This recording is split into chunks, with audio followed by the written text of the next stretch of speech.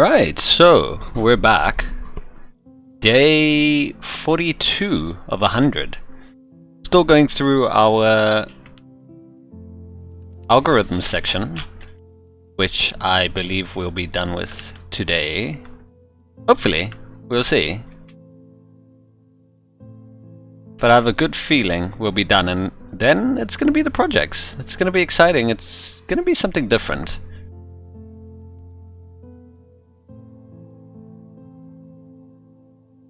Gotta hope your guys' weekend is going well so far. And you guys are finding some time to relax, enjoy yourselves. I had a pretty chilled weekend. Went out. Some fun, relax, managed to watch a really good movie. And yeah, the Freak Out Friday was fun. That was exciting. Being able to unwind a little.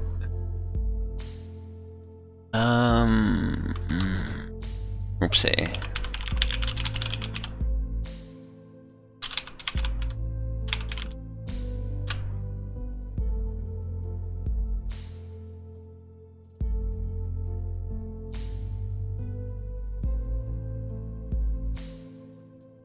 There we go.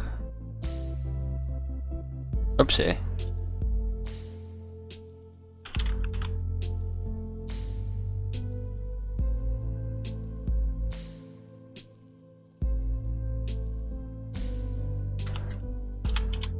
Let's get our browser up here.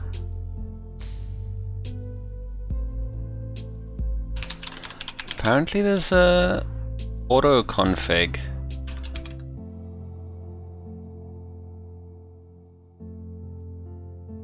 App update.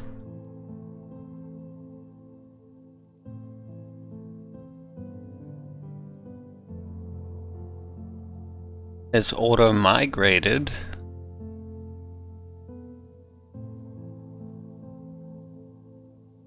I want this thing to stop updating by itself.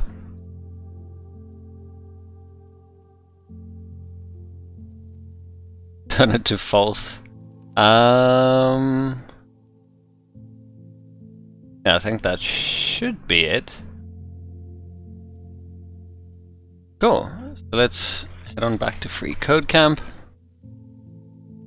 And let's continue with the section that we were on.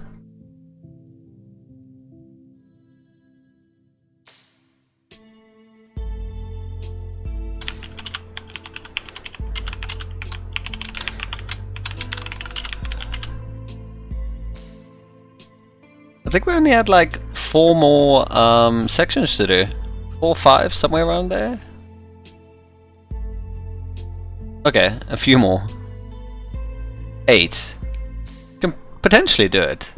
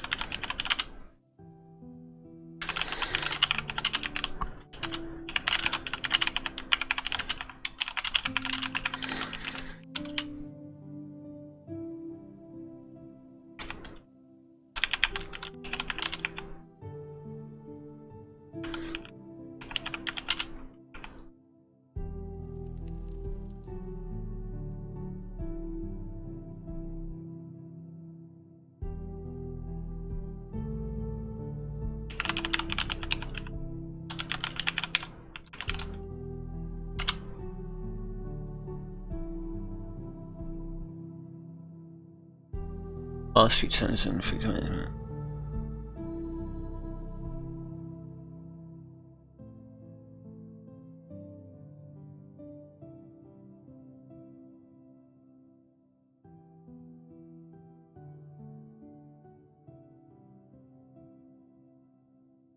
Coding challenge? Never Legend, welcome. Yes, it is a coding challenge. I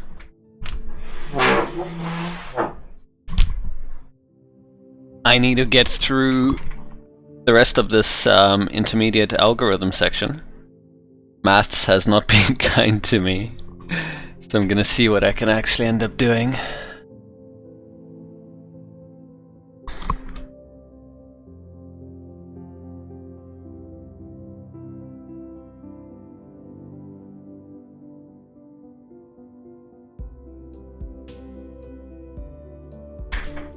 This is going to be fun, right? I hope so. Are you also doing the challenge?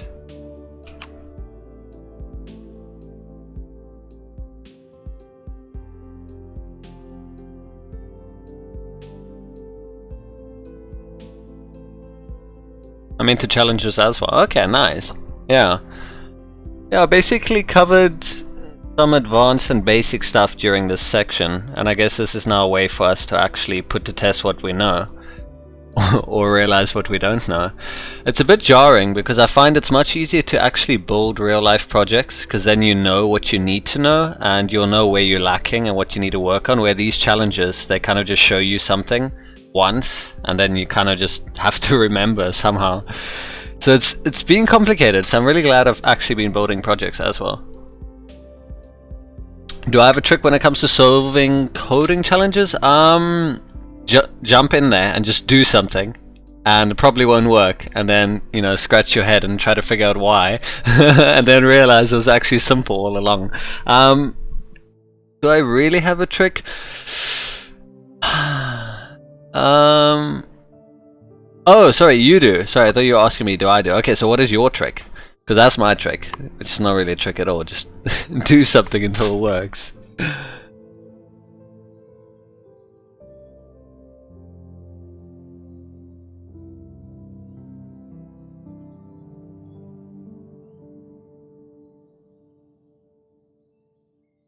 You use something called PrEP. Okay, cool. I like the acronym.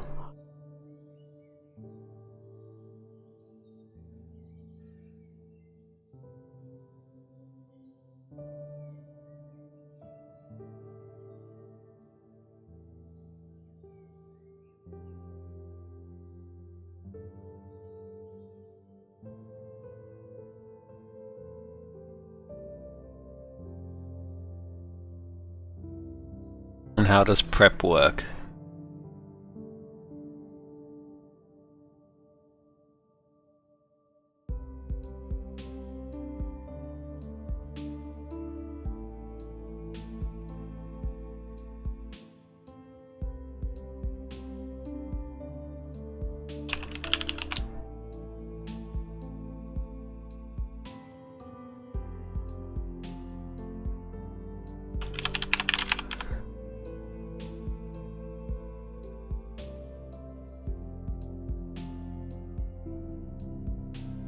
Parameter, what the argument.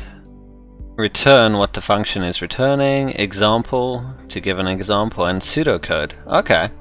Yeah, I like the pseudocode aspect. I think I've done that a few times where I've just basically written something in pure English to try and like understand what I need to do. And that definitely did help. It allows you to break it down. We'll see how that goes now. Yeah, so parameter. Okay, so what the argument. I don't usually find myself working with that, but the return, yeah, that is the number one thing. Like, I don't know how many people struggle with this, but I know I do. I write the majority of my code in console logs so that I can see what's actually going, you know, step by step, debug line by line. And at the end, when things are finally working, I like submit the challenge, but it doesn't work. And I'm just like, but why? It works. And then I realize I'm not returning anything. Like, the amount of times that has happened to me, I need to find out if I'm the only one that does that.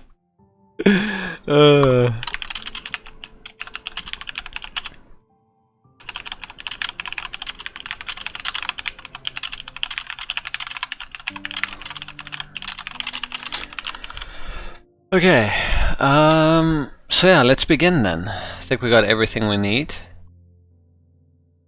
smallest common multiple. Find the smallest common multiple of the provided parameters that can be evenly divided by both, as well as by all sequential numbers in the range between these parameters. The range will be an array of two numbers that will not necessarily be in numerical order. For example, if given 1 and 3, find the smallest common multiple of both 1 and 3 that is also evenly divisible by all numbers between 1 and 3. The answer here would be 6. Remember to use, if we get stuck. So 1 and 5 should return a number, 1 and 5 should return 60.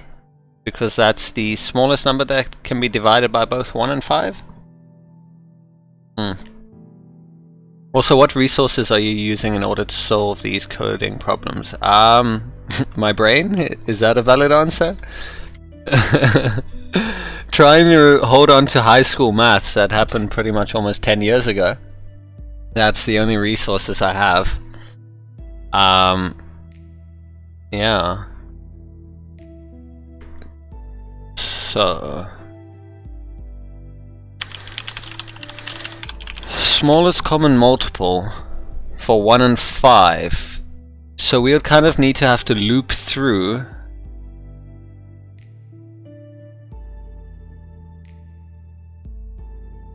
We would need to loop through and check both conditions, I'm guessing. I mean, yes, that can work, but at the same time I realize that the internet has all the answers. Yeah, it does. I try not to, at least in the beginning, not to search for anything, because like I would like to see if I can figure it out for myself. But if I need to like find things, I'll probably use Stack Overflow or MDN or W3 Schools. I really love W3 Schools, depending on what it is, obviously. But yeah, usually Stack Overflow is really great. But if I just run and get the answer, then I feel I'm not really going to learn. So I try to do the best that I can and find a solution that works, and then from there see if I can optimize it, like refactor it, if I can.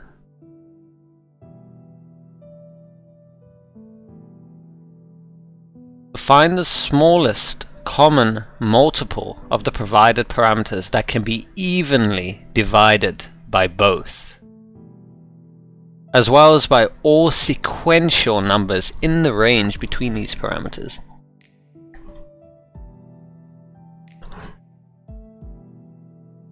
I stay away from W3 Schools because their stuff is usually not up to date. Okay, I just find that in the beginning stages, W3 Schools is really nice because they have a lot more examples and the way they explain things are a little less technical. Where MDN is really, how do I say, it's like more advanced, and they have a few examples, but it's usually like straight to the point. And if you don't understand already what's going on as a reference, then you know you might get stuck. So it's helped in both cases. I usually use both. I do like MDN's layout, but yeah, I'm sure in time I won't really have to rely on them as much once I understand things. So yeah, what is a sequential number? What do you mean, between two numbers? The numbers that are missing between them? The unique numbers between them? I guess between 1 and 5 you'd have 2, 3, 4. Wouldn't those be sequential numbers in order?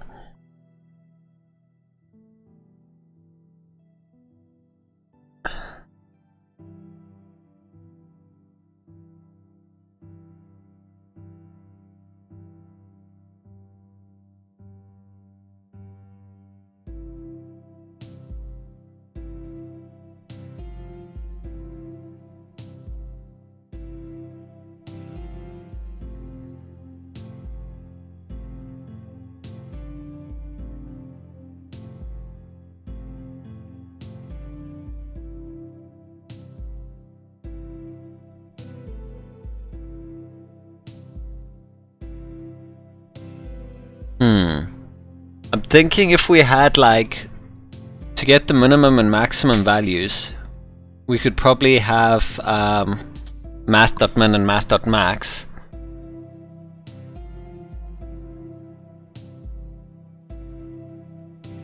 to get the low and the high.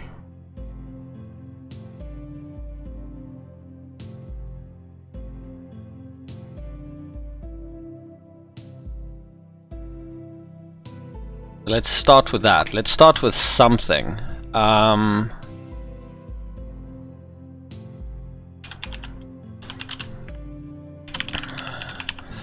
Oh, I can use, I think it was reduce the spread operator.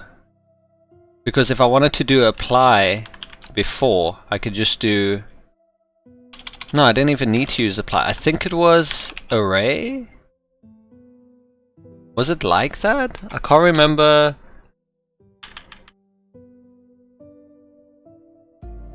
Was it like that?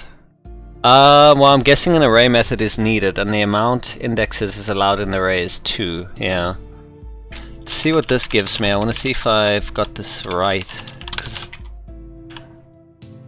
Yeah, okay.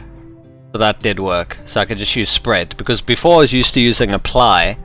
So you do something like math.min.apply, then you would pass in null, and then the array. Never Legend is following the family. Welcome to the family, Never Legend. But yeah, then Christopher's actually showed me that instead of doing apply, I can literally just use the spread operator and cut down on that code, which is really cool. Oh, okay, which is really cool. So let's do the same for maxnum and just change this to max. And we should get 5. Yeah, okay, so now we got our min and max numbers. We're gonna probably need a for loop.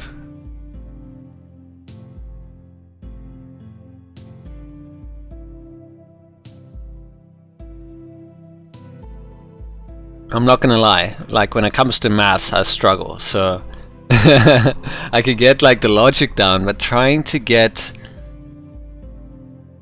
find the smallest common multiple of both 1 and 3. Is that including the sequential number of 2? Or is that just 1 and 3? Hey H3, I haven't seen you in a while, how you been? What's new? Did you finally finish your jQuery course? Hope you've been well. I told myself the other day I just need to find someone that's really good at maths and just have them sit in the stream. Feed them virtual chocolates or something.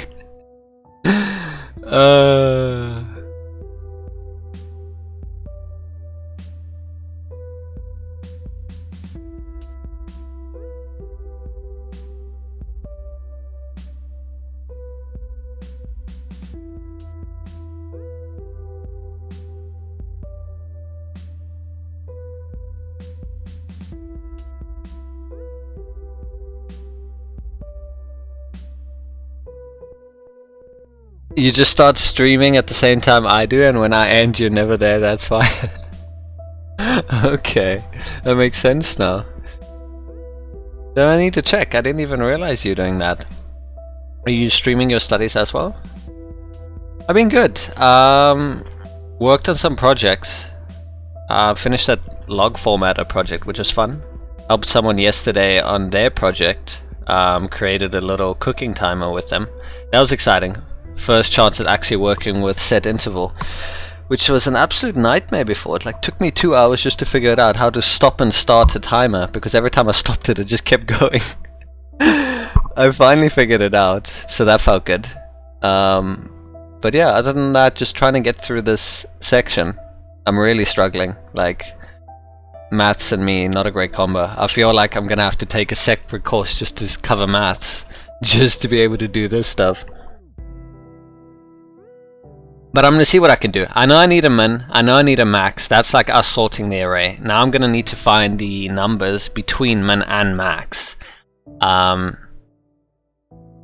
I don't know, should we do like a while loop? I'm going to misspell while, just so that it doesn't create a infinite loop while we think of the logic to write in. It's gonna have to be while... Oh, index is gonna have to be min_num. So I guess we could set index is equal to min_num, and then while while index is less than max_num, and then inside of here we do index plus equal to 1, and then we need to push. Index is going to start at min_num, so we need to increment index first so that we get the next number, else we're going to get min_num, so it's going to be repetitive. Then we're going to need an array. Let num array, I guess.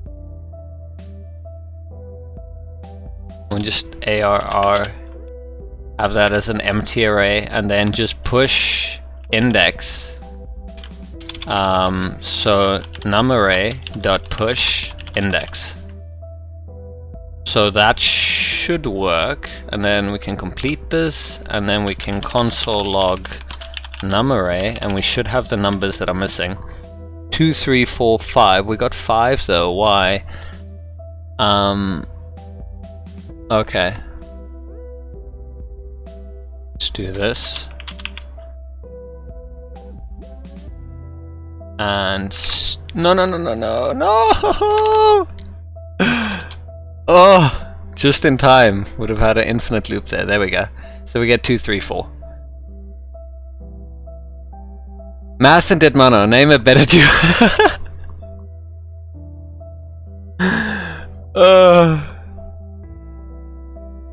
True. How have you been doing on the side of math? Have you had to like work on any yet? Algorithms seem to be the craze. Like everyone is talking about it. Math and myself, like, I'm getting somewhere, right? Hey, look, we got an array with the missing numbers. We got the minimum and the maximum. Now, find the smallest common multiple of both 1 and 3 that is also evenly divisible by all numbers.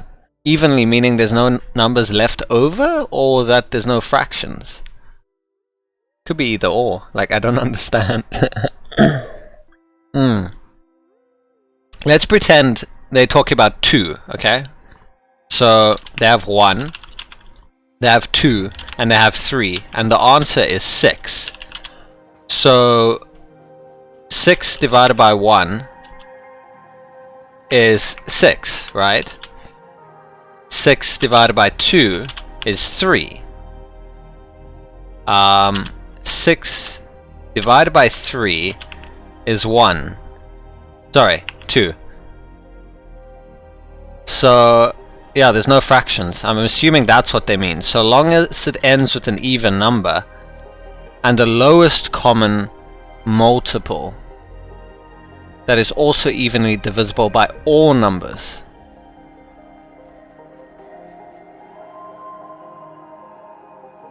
I just got a JS course not too long ago. I need to start it. Been a while that I've coded, trying to get a coding job. Okay, nice. What do you want to do? Backend? A specific language like JavaScript? You're gonna work like on Node as well? Front end. Interesting. Okay. H3 here is also more front end.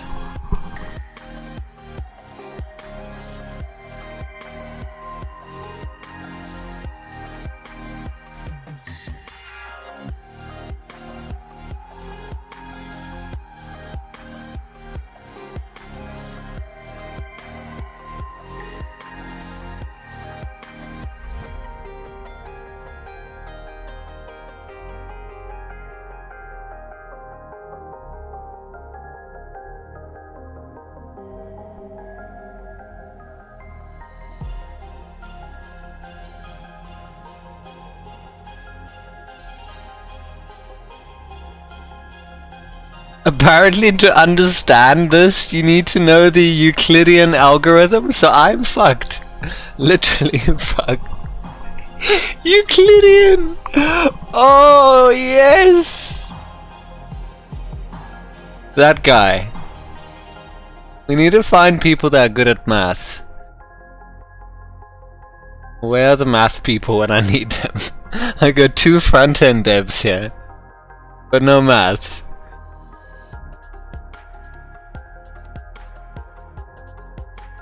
Do you guys even know what's going on here? Or are you as lost as me? I think this is what they're talking about. The lowest common multiple for 1 and 3 is 6. Because you got to add the missing numbers. And all of these are divisible. But divisible by what? 1, 2, 3. The answer is 6, 3, 2.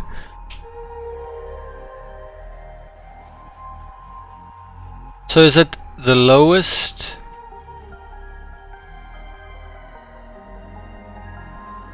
What if it was 5? What if they said, oh, but it is 5, because it's supposed to be 1, 2, 3, 4, 5. So let's keep going. 6 divided by 4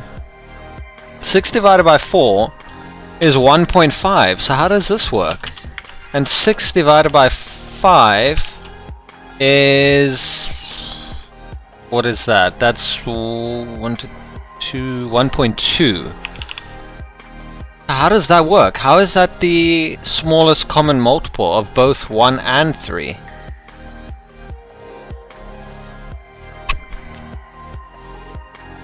Did you see my emote? I didn't know how to make one, so I cropped a picture. You have an emote? Like, did you post it in the chat? Are you sure that there are remainders? Oh my god! Look at that emote! Oh, it's beautiful. Amazing. Wow. Is that you? Are you sure that there are remainders? What am I checking in? Is it 6 divided by 5? Or what would I be checking the remainders in?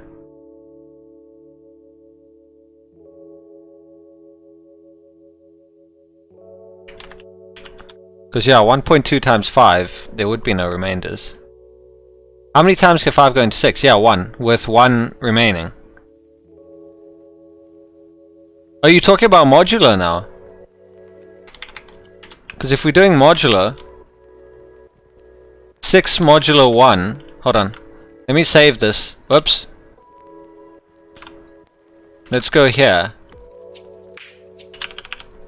6 modulo 1 would be 0, nothing remaining. 6 modulo 2 would be 0 as well. 6 modulo 3 would be 0. 6 modulo 4 would be 2 remaining. 6 modulo 5 would be 1 remaining. Okay. So now that we know that, how does that help? What do we do with 2 and 1? Oh, do we then go further? Because 1 is the lowest and 2 is can be divided with none remaining? And so can 1?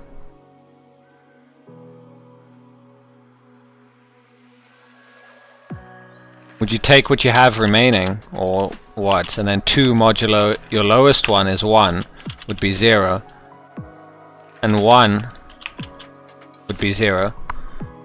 That's all good and well, but how did you even get to the point where you can stop at 6? And why did we stop at 6?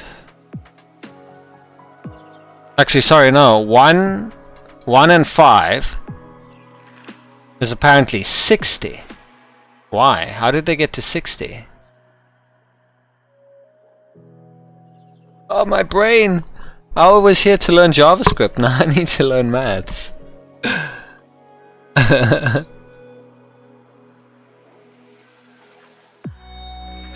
apparently I should be looking at the Euclidean algorithm.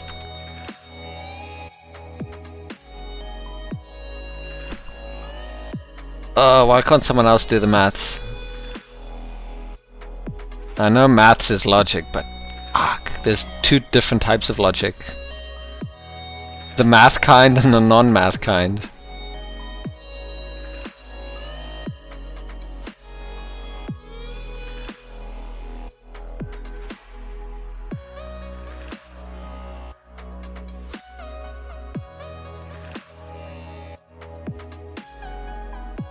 Here's something.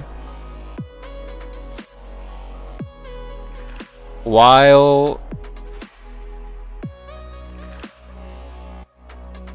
method of least absolute remainders.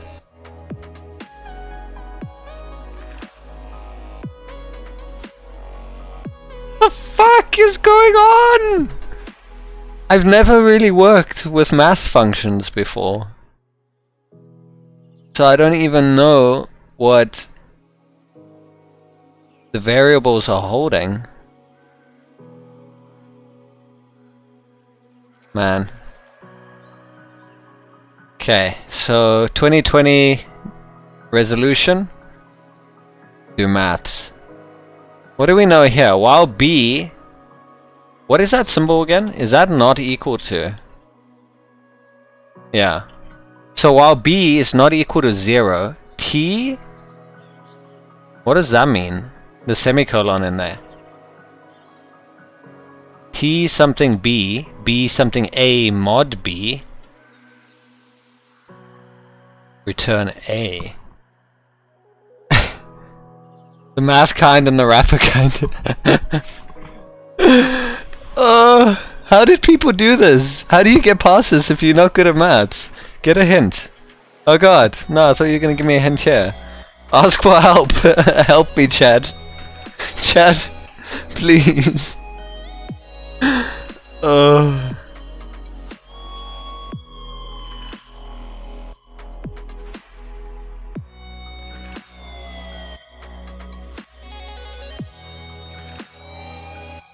More like ask for Jesus.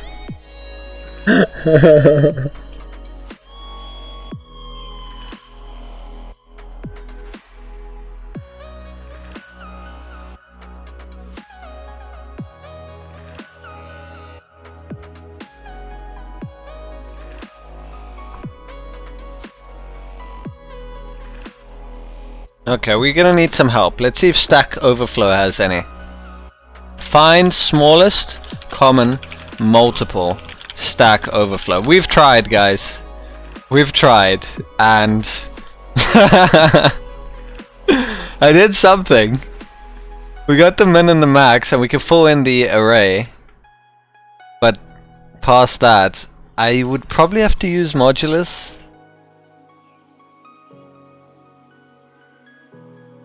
Yeah, but maths is like programming anyway. It's the exact same thing. You don't understand it until you understand it. It's just understanding the concept behind it. It's like a function. So like the Euclidean function that we need to know, once we understand it, it's easy. Everything is easy when you understand it, you know. But let's see, what's the most efficient way? Oh god, I don't want the most efficient way, I just... So what do they have? While m is not equal to n, if m is greater than n, n plus equal to n, else m plus equal to m. Does that work? Imagine doing this in ES6 syntax.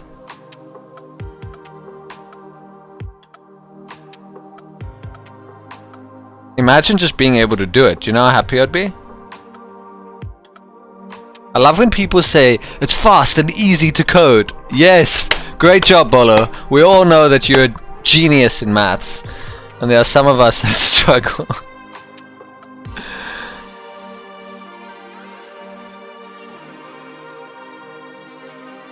So, the lowest common multiple is AB equal to AB divided by GCD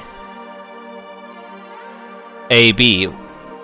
How to find the GCD?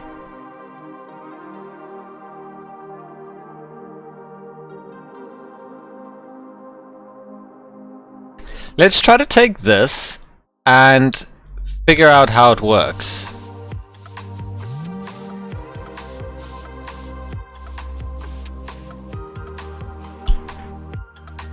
Let's try to implement this into what we have currently. Can I comment this out? There we go. So they have two numbers, n and m. I assume the lower and the higher, or whatever. What is n1? n1 is equal to n, and m1 is equal to m. Okay, so those are just placeholders or whatever. So while m1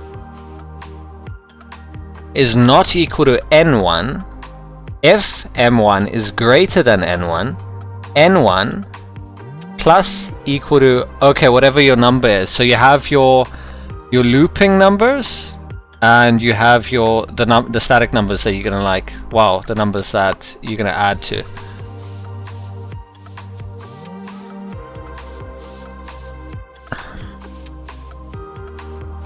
Okay, let's see how can we implement this into what we have right now. So why did I want to build the array then?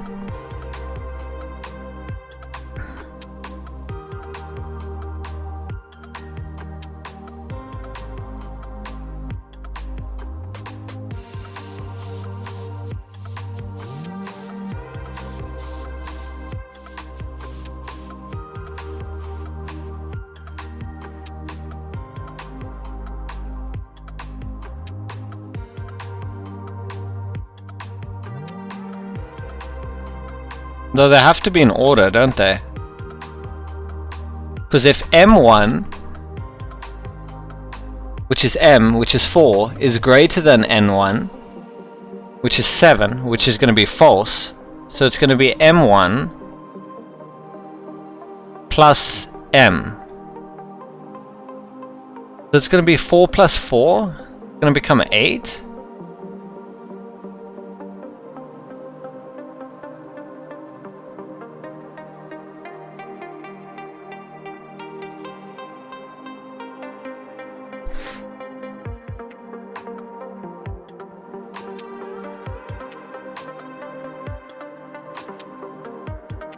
Okay, let's try to write something here.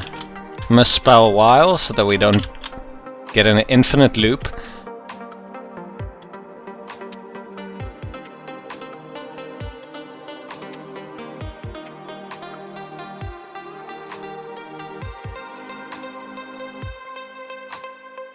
Could I just do min number not equal to max number?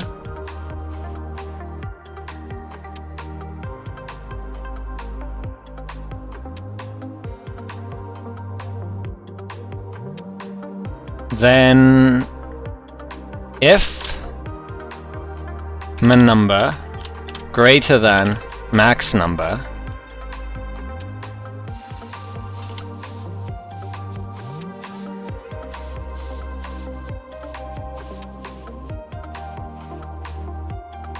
max number plus equal to whatever the array is.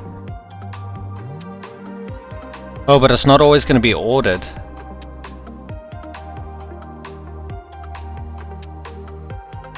Why can't I just do max number plus equal to max number?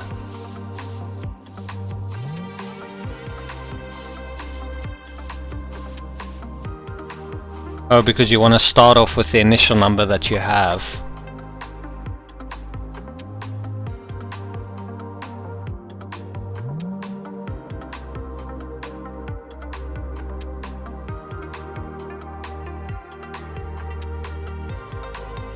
Are you guys following?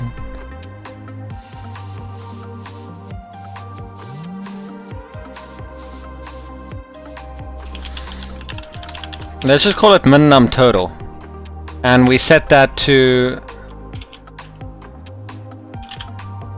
and max num total, and then change these.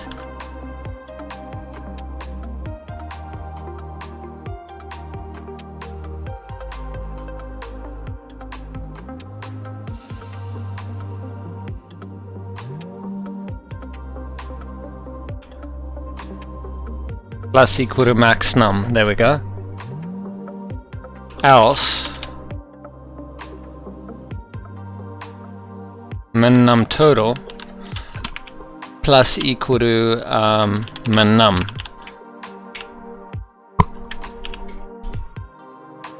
Okay, so we got that.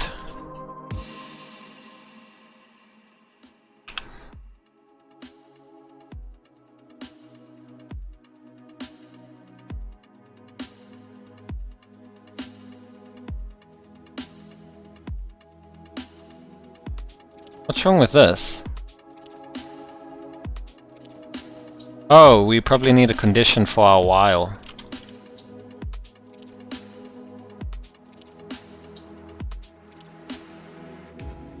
Oh, that was our condition. What the hell? While min num total not equal to max num total. Yeah, there we go. Unknown return? Do we have a return? Alright. So that closes that off. That closes that off. We have one extra parenthesis that we don't need. Okay, let's see what max and min num have.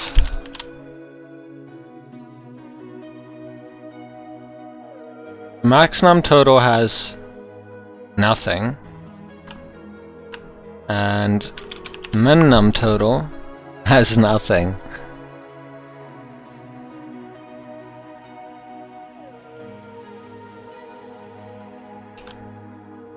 Max num has 5, and min num has 1.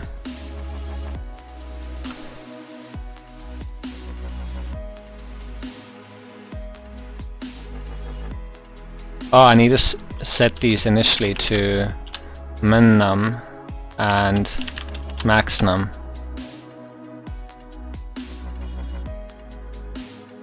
Now they're both 5.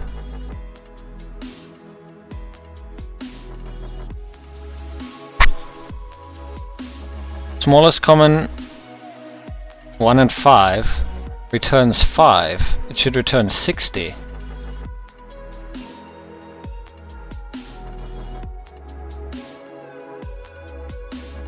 Is it the order that I have it in?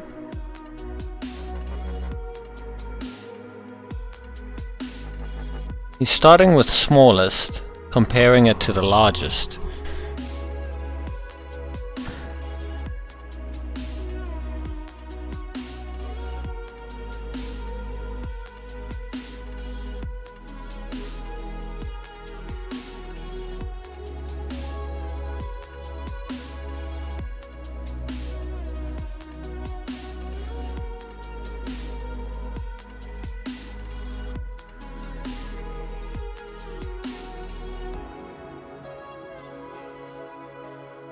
I think this solution might not pertain to the current question. Either that or I did something completely wrong here.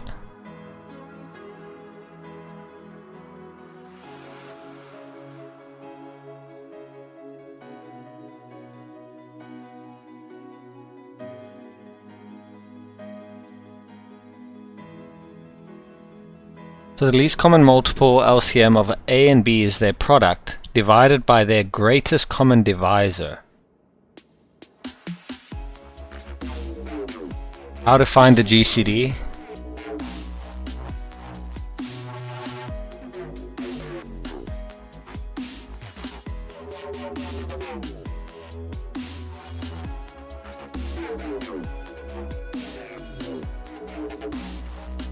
So that's about finding the prime factors.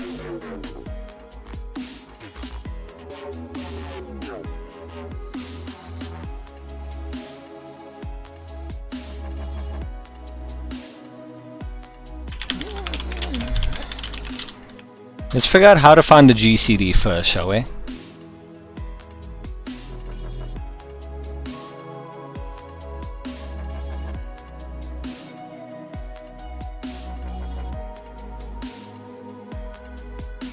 So according to Wikipedia, in mathematics, the greatest common divisor of two or more integers, when at least one of them is not 0, is the largest positive integer that divides the numbers without a remainder.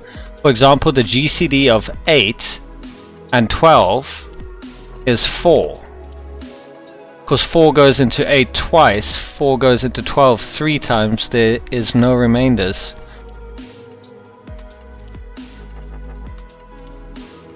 So in 1 and 5, why is it 60? Am I confused? Do they want something else?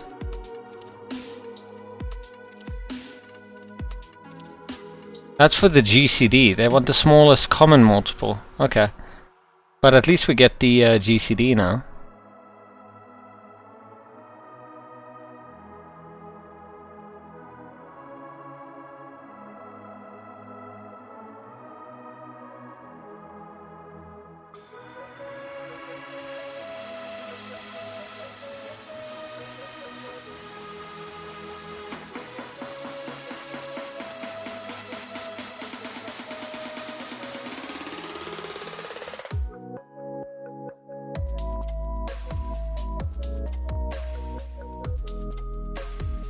Okay, so to get the GCD, let's make a function.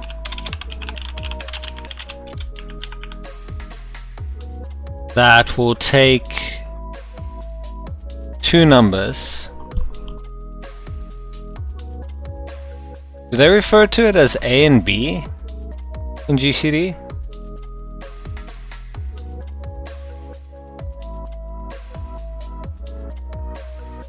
Yeah, we're gonna do A and B. And then A equal to math.absolute x. It's not x anymore, it's A. And B equal to math.absolute B. And then while, I'm not going to type that in. So while B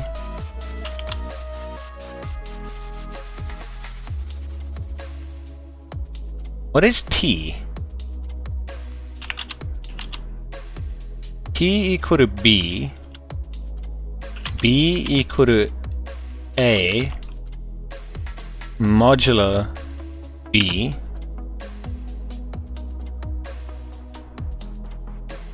A equal to T.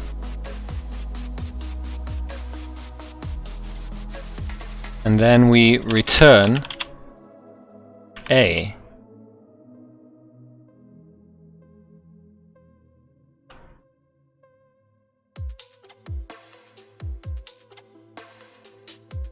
At least we're learning something new today, aren't we? So if I now call get GCD 1 and 5, we have to console log this. The console log of get GCD 1 and 5, it's 1. Yeah, because that's the lowest. 1 goes into 1 and 1 goes into 5. And whoops, 4, 12 gives us 4. What if it was 8? Still the same. What if it was 9? 3. Oh, that's so cool. That makes sense. Yeah, because 3 goes into 9. It's the lowest one. And 3 also goes into 12. Where 7 would be the lowest. 8, 9.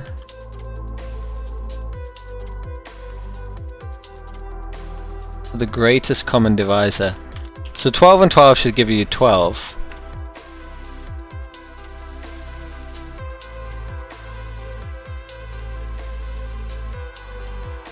Okay, so now we got the greatest common divisor.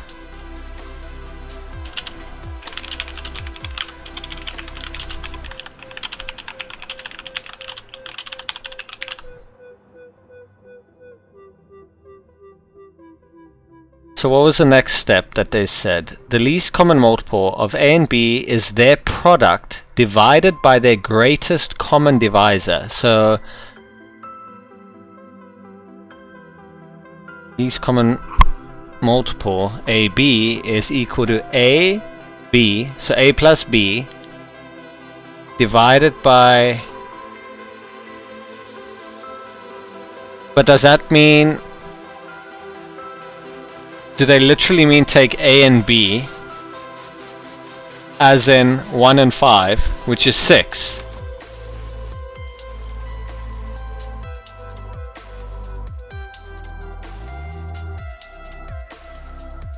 So if we put 1 and 5 in, the GCD is... The GCD is 1. But 6 divided by 1 would be 6. So where do they get 60 from? Am I missing something somewhere?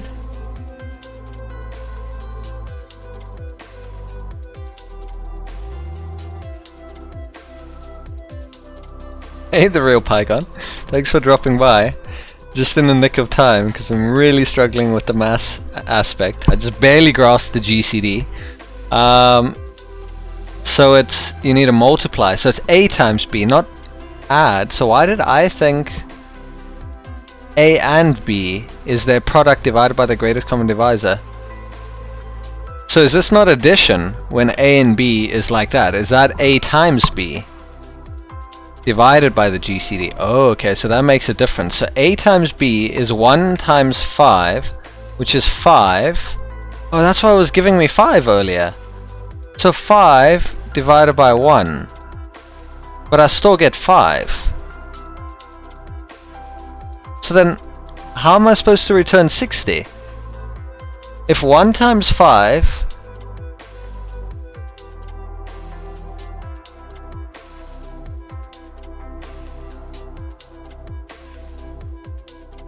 It's A times B, so 1 times 5 divided by the GCD, which is 1, leaves us with 5.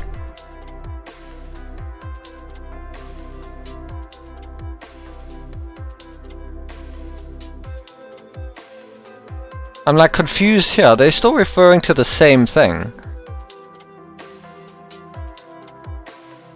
Find the smallest common multiple of both 1 and 3 that is also evenly divisible by all numbers between 1 and 3. I think it's the all numbers divisible by 1 and 3 that's throwing me off here. Because if I do GCD 1, 3, it's still going to be 1, not 6. So I have to modify my GCD function? It's not really a GCD anymore, is it? What is this referred to? Find the smallest common multiples of both 1 and 3 that is also divisible by all numbers between 1 and 3. So I have an array where I have all the numbers that are between those numbers. How do I incorporate that? Like, I'm completely at a loss right now.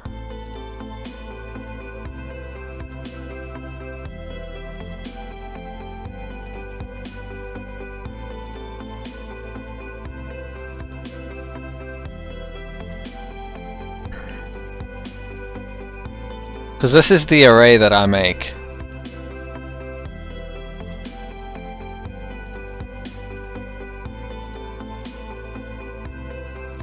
And this array will just have the numbers that are missing between those two numbers. 2, 3, and 4.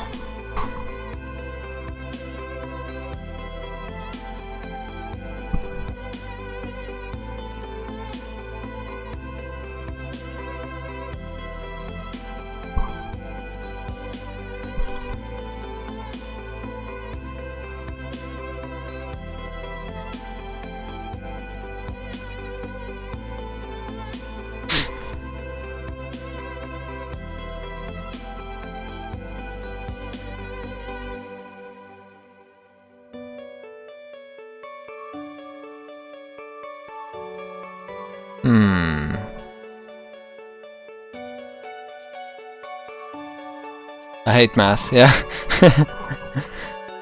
It's confusing because of the question they're asking. Like, if it was just find the smallest common multiple, we would be good. If it was just find the greatest common divisor, we would be good. But it's find the smallest common multiple, and then everything divisible between those numbers.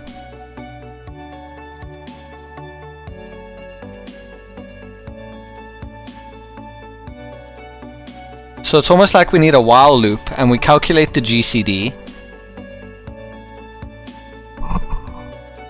and find what is common between all of them.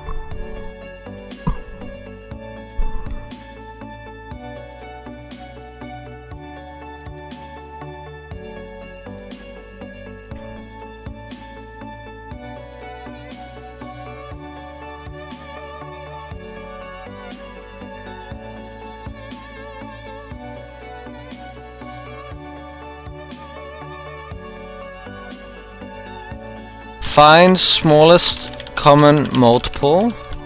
Let's just Google our question, because I don't want to find the solution to this, but I want to find the solution to the maths problem. Find smallest common multiple, also divisible by numbers between two values, I guess.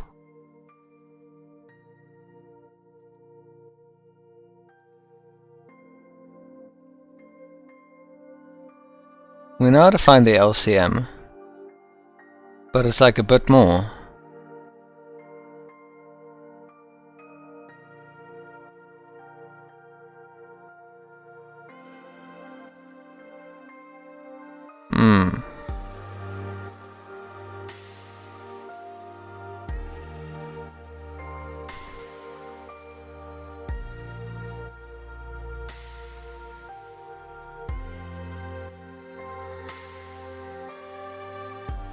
Interesting. Is this what we needed?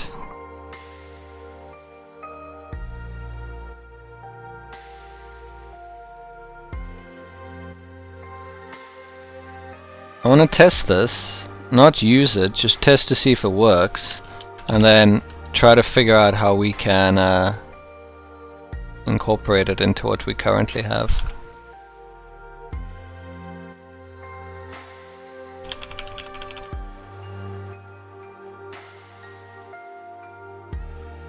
So 1 and, what was it? 1 and 5 should return 60. Yeah, okay, so this is it. So, how far off were we? We needed to calculate the GCD. We do that already. And it's return not B, A is GCD B,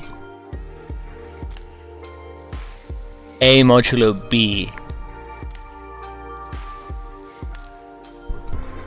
where GCD is a function that takes A and B.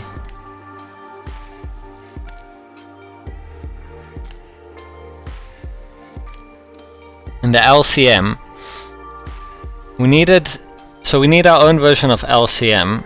So we got get GCD. So let's do a function get LCM.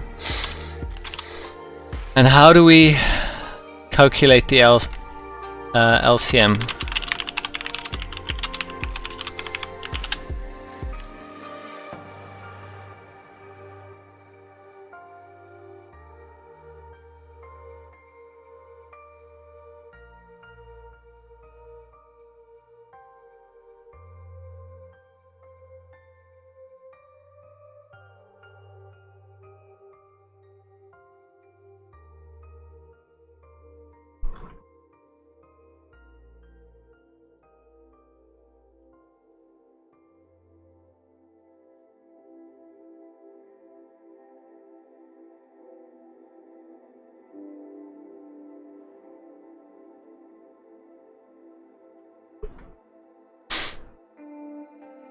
The LCM is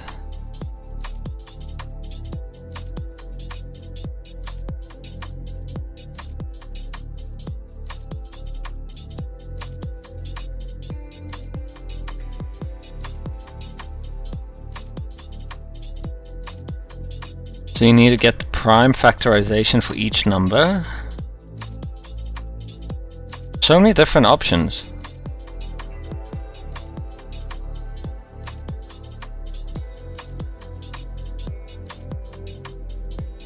But it's basically, yeah, like you said, the real Python.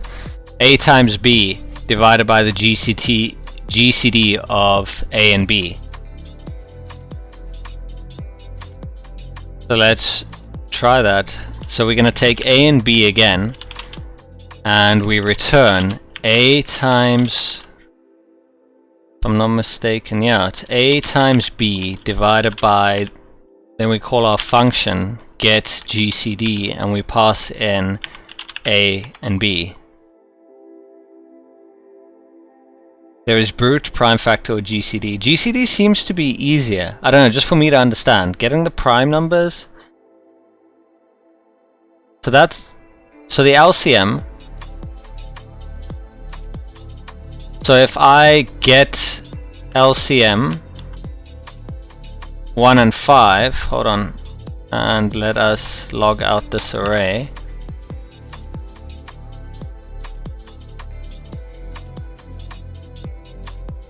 Is that what I'm doing? It's 5? Yeah, that's what I calculated earlier. So the LCM is A times B divided by the GCD of A and B. Great, so we got that step. So we are still going to need a for loop. That's what I thought. We got our GCD at least. We got our LCM.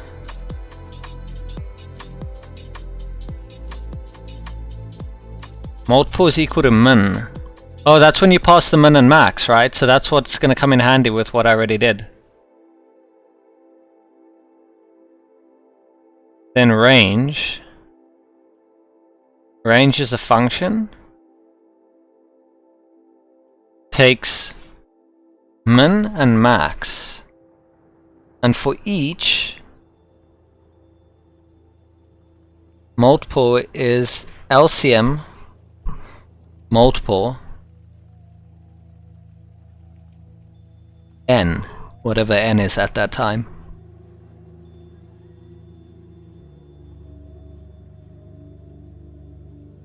This is funny though, because there's LCM, which is least common multiple, right? But then the function is called least common multiple. That's confusing. I think they were just as confused.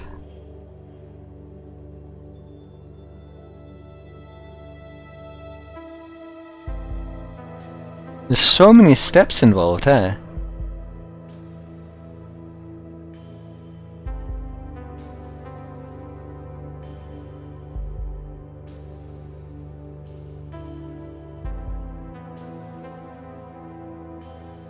Let's like create our own function here.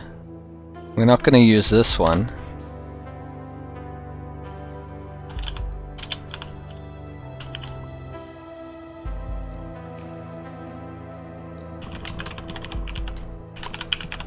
Get least common multiple between two numbers.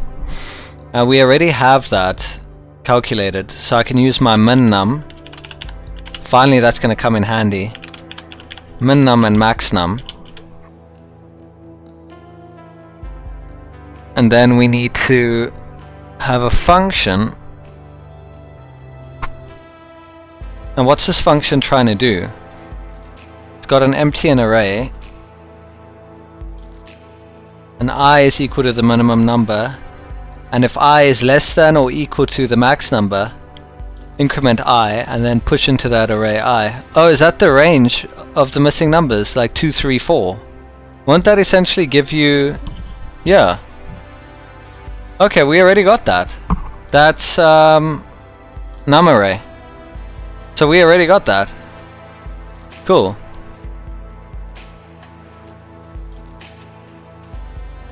That gives you 1, 2, 3, 4, 5.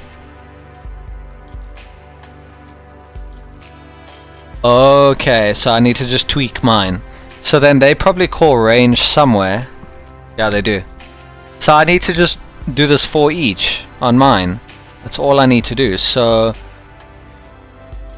we do num array for each n. And then we call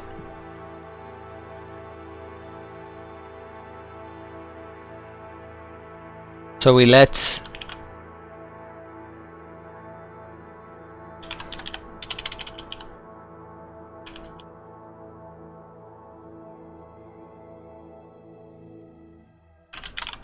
least common multiple is equal to min num, right?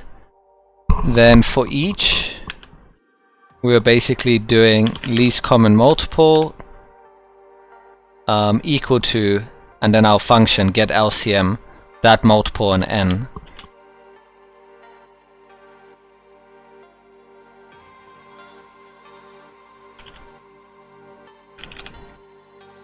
least common multiple, and n.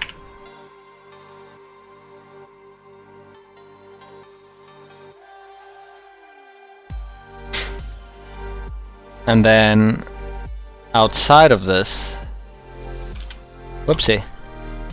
So we almost had it in a few parts, and then we return least common multiple. And then we need to just change our array, because right now it's not correct. We are getting 2, 3, 4, because I thought it was the missing ones that we needed. So we need to just change it so that it is... Where is that? My while loop somewhere? Here it is.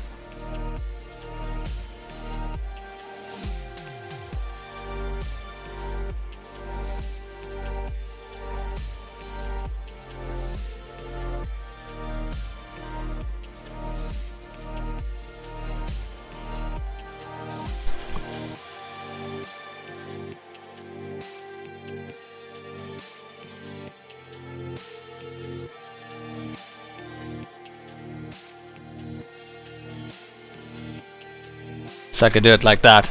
Then we get 1, 2, 3, 4, 5. And we should probably bring this up because we need to work on it ASAP. So let's do it here. 1, 2, 3, 4, 5.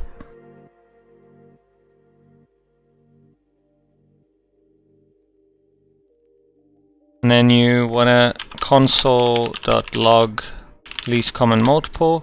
And then let's try it by calling it and see what happens.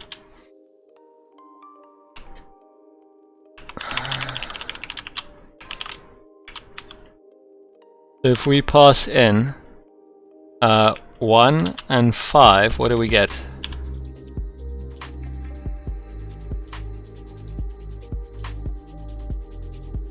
We gave it min and max, which is 1 and 5.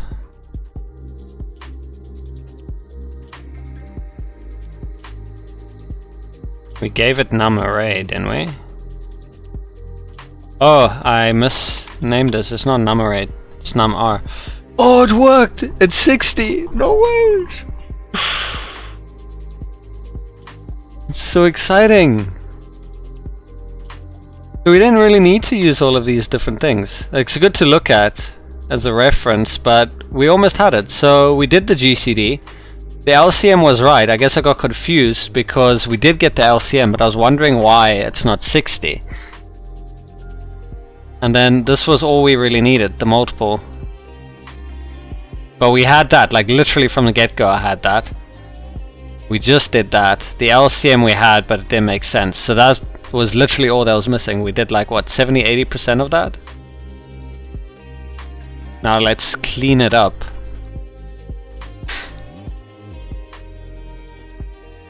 I don't think I'm using these, so I'm gonna remove that. I don't think I'll need min, num, and max anymore.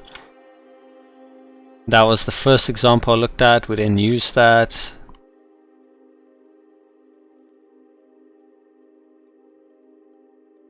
And that's the GCD.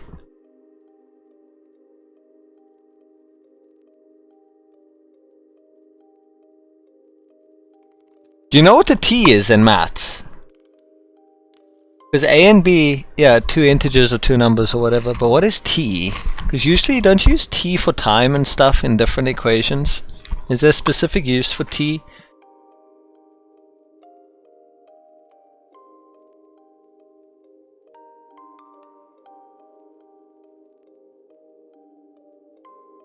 I think the use there is temp. Oh, temp as in temporary?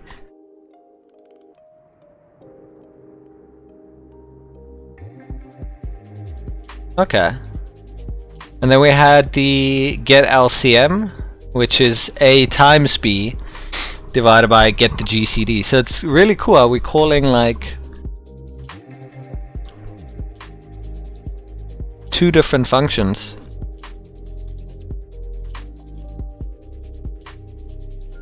These could be inside the single function, couldn't they? They don't have to be outside. I mean, if you want to call them individually, you can. If you just want to get a GCD or you just want to get an LCM. So whether it's in or out doesn't really matter. but the order in which we call them does.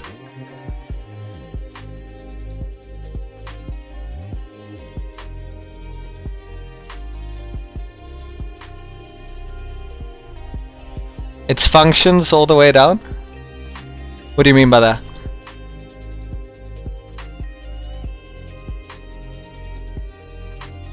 Oh, you know, it would be funny. We already are in a function, so there'll be a function in a function in a function. I just realized that now. So we need to return get least common multiple.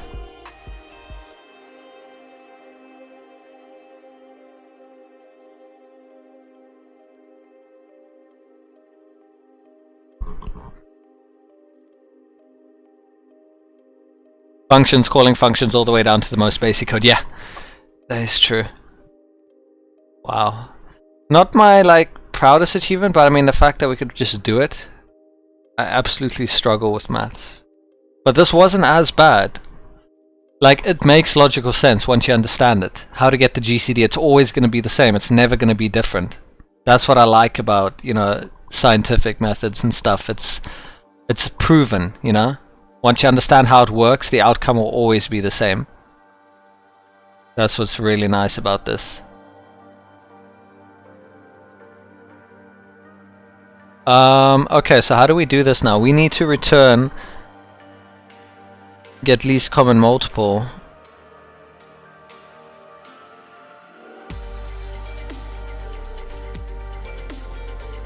But nothing is calling this. And it expects min and max.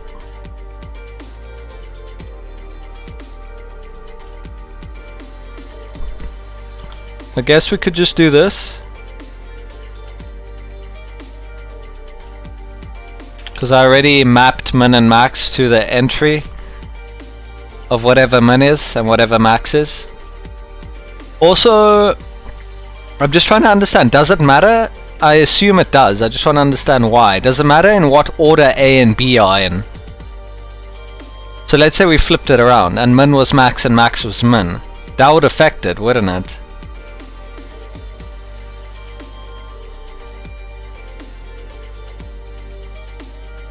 Because I mean, if you multiply, the order doesn't matter. 2 times 7 or 7 times 2, they're both 14. So where would it be affected? Because for this part, it wouldn't be affected. A and B won't be affected. You can flip the orders around, they don't matter. Where would it be affected? Oh, in the while loop? Because we're basing it on the max number. Oh, so while the biggest number. Okay, so we work our way down, right. Okay. That makes sense.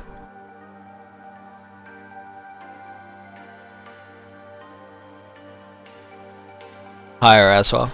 The first while? Okay, right. To get the index of the numbers. Yeah. Okay, so I was good to do the min and the max right in the beginning. Yay, something.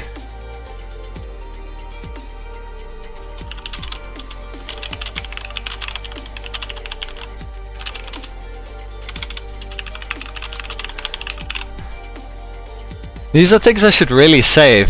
I mean, I know things already exist in this. This is me trying to do maths. Awful. But it's something good to look at. I'm actually going to save this. Does it break when you do 1-1? Probably not. Let me just save this quickly.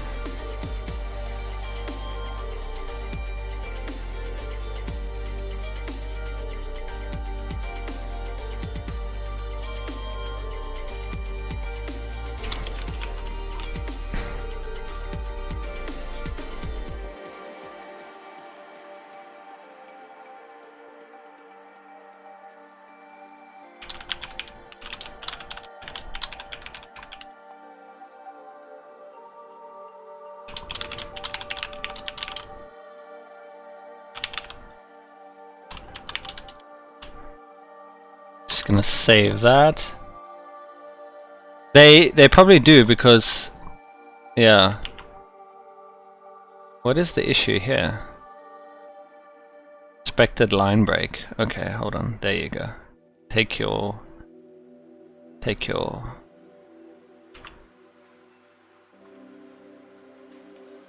whatever, stop complaining, just take it. Let's run the test and see if we pass. We pass, but you said 1-1. Let's test 1-1. I would like to know what happens. So 1-1, what should 1-1 return? 1. Is that correct? Yeah. So how does 60, like, we made the function, I want to understand it in terms of maths. I get that, if I'm not mistaken, it's how many, the lowest common multiple. But how does it get to 60? Why 60 out of all numbers? Because 1 modulo 1 is 0, right? What's the next number in the list? It would be 2. 2 modulo what? 2 modulo 1?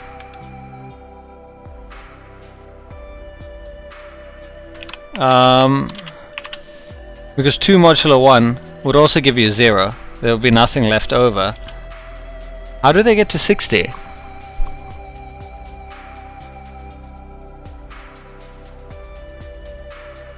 Four, 5.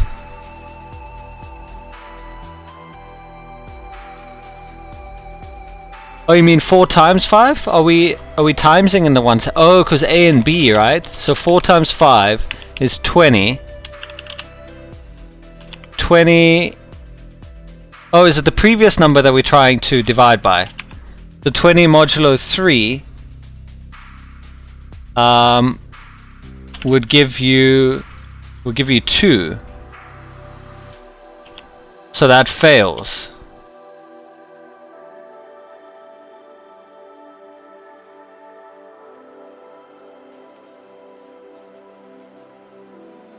So I get 4, 5 is 20. 20 not divisible by 3. First, how did we get 3? Is it because of the previous number? You have 4, 5. Was 3 the previous one? Well, where does 3 come from?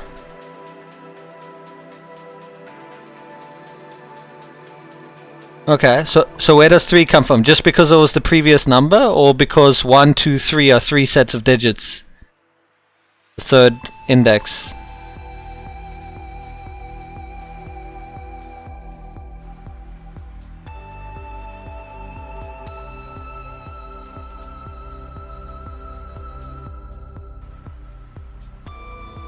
Because all have to go in evenly. Oh, so the lowest common denominator at that point is 3. Because 3 into 3 is 0, 2 in... But how does 2 go into 3? There's still 1 remaining.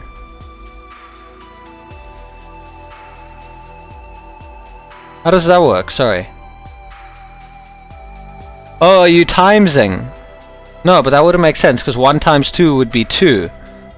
2 times 3 is 6.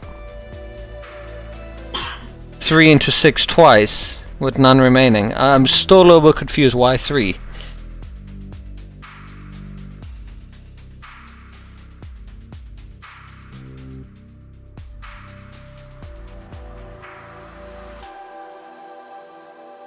Three doesn't go into 5, but how does 3 go into 2? You have 1 remaining. Isn't the point is that there should be no remainders? Or does it get funneled down back into 1?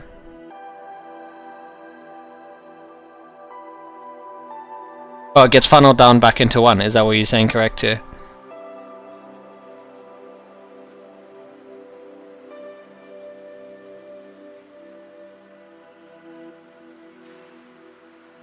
Wait, is that how it works? So 3 modulo 2, you're left with 1, you go back down, 1 goes into 1.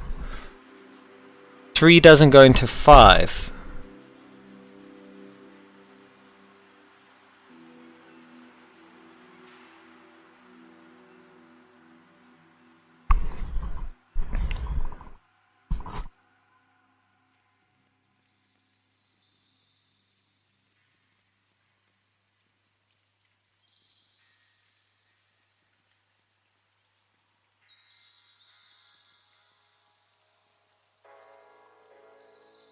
Really interesting.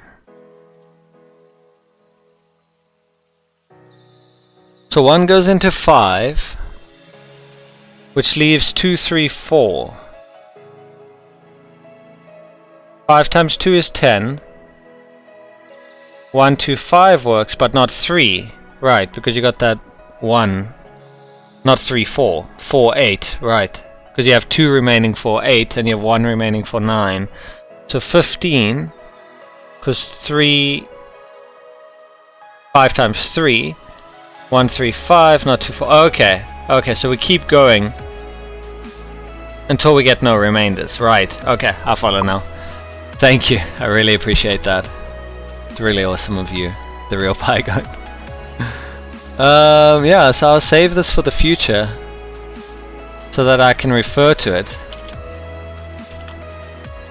Until you get 5. Okay, so the problem is 5. So because 5 is the issue, you keep going and you keep multiplying. Times 6, times 7, times 8, finally until times 12, which works for all. And in which case 5 times 12 being 60. Okay. That makes perfect sense now.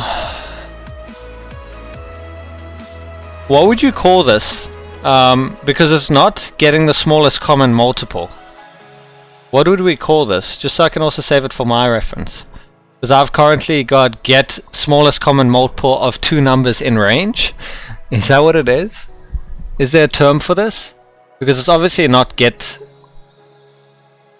smallest common multiple range. Okay.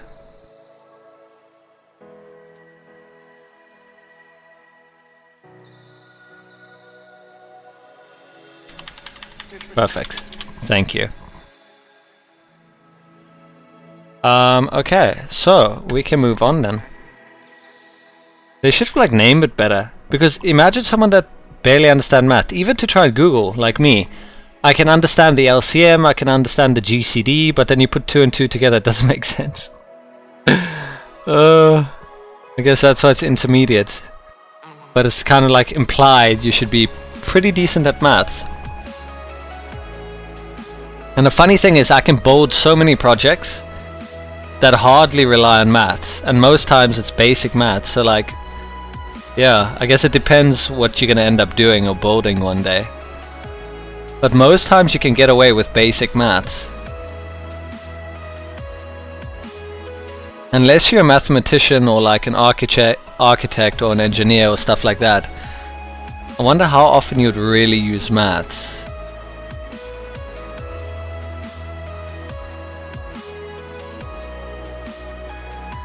Least common multiple range. That sounds, yeah, that sounds better.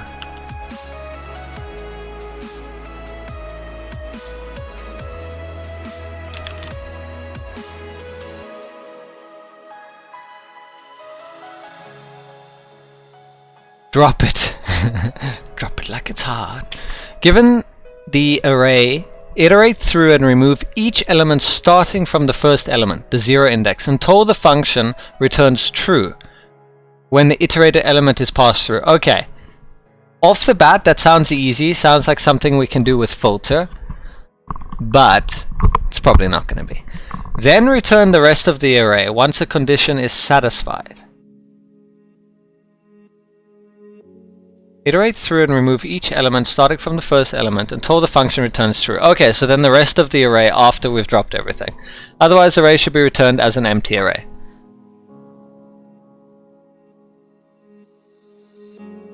Why does this sound easy? It sounds like far easier than what we just did.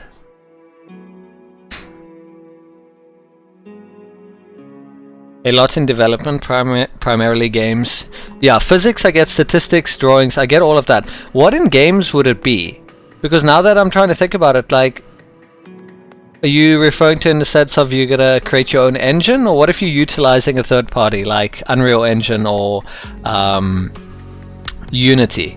Because I definitely want to get into game development at some point in time, but most times I don't even know what I'll do. Like, all I know is I have a passion, as most people do, for games and ideas really of what would work, and something in scripting.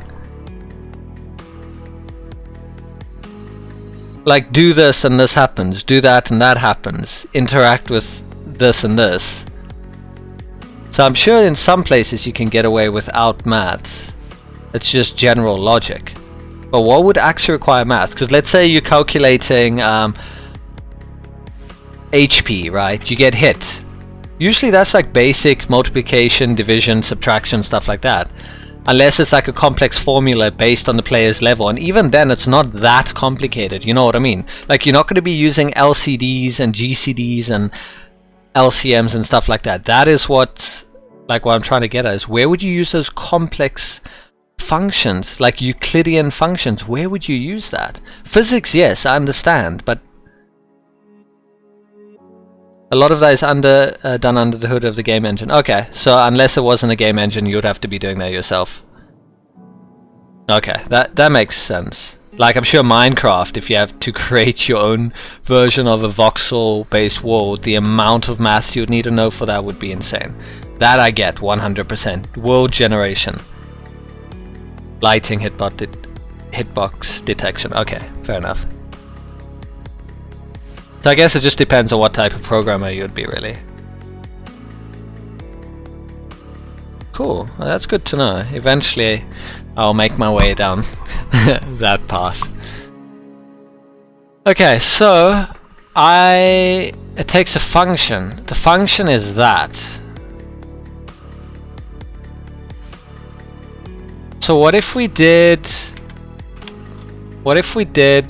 array dot for each, right? Is it an element? I think it's an element that we're getting. Let's check quickly. Can I console log what element is? I'm getting 1, 2, 3. Great. Is it an element? It's a value. I'm so used to elements now in manipulating the DOM. But this isn't really an element. It's more like a... What do you define as an element? These are array values. So... you could do value. Or just val.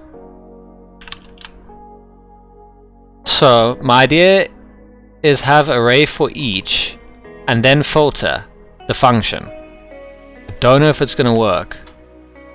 And I don't know where I need to put the filter. All I know is I have to pass the filter as a function. Usually it's key value. Oh yeah, the term, the pair. What if I did filter here by function? And filter takes that in.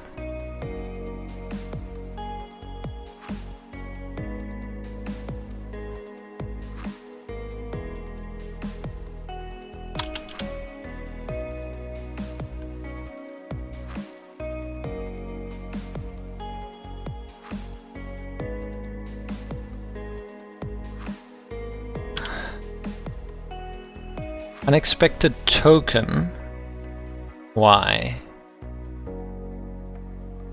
That's that. Dot filter. Oh, right. There you go. There you go. Console.log. This should still give me...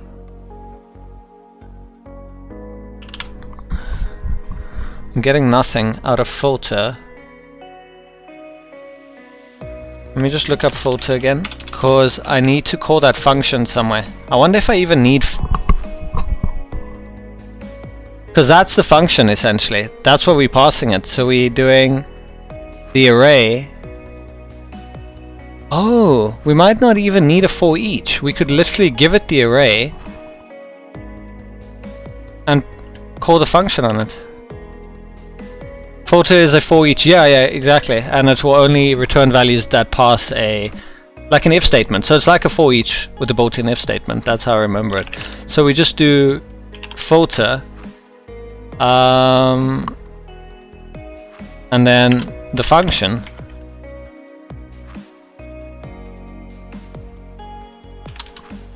But what is the value? I want to get the values that are being filtered. Function returns a value, so I should be able to do console.log function to get what works, 1, 2, 3. But it should return n less than 3. But how is 3 less than 3?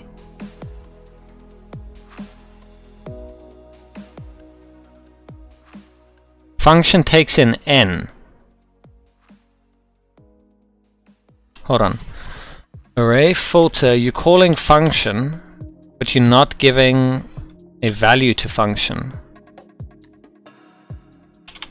So can we do value function like this, and then pass value into function like this? Am I... Calculator, hey! How's it going? Good to see you back again. Just trying to get through some algorithm scripting. I'm gonna celebrate joyously when I get through this. So we're calling function with value, but I think we don't need value, we just need it. Oh, but we do.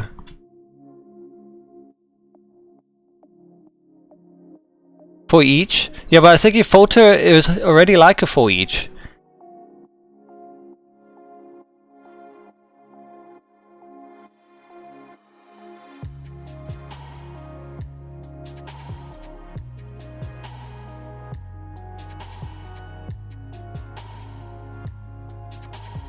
Array dot filter function. Function takes n as a number. So how do we pass n to it?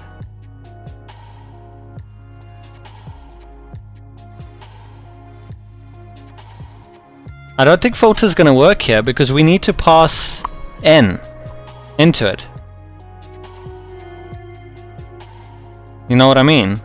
How are we going to pass a value? Because filter doesn't work like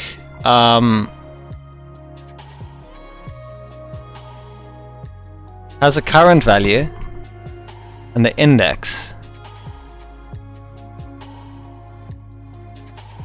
Current value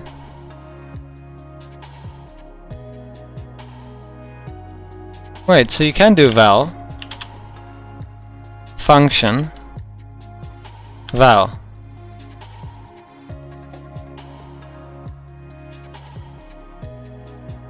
Why doesn't that work? Because that's current value. Oh, hold on. I'm being silly now.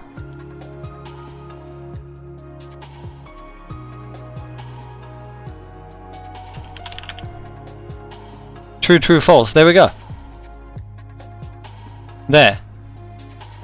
So then we just call function. And what do we need? It needs to give us an array.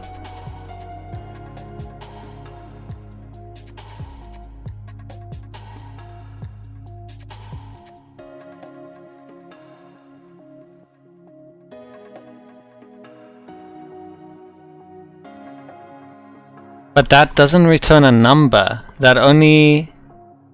It's going to return true or false. If you iterate through the... If you iterate through the array and pass the current value into the callback function. Yeah, which I've done now.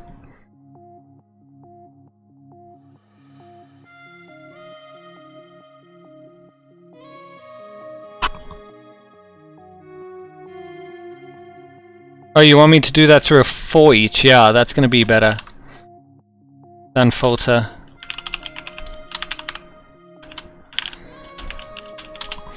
So if function val, if it's true, then do we have an array? Return array. We should probably create a new one.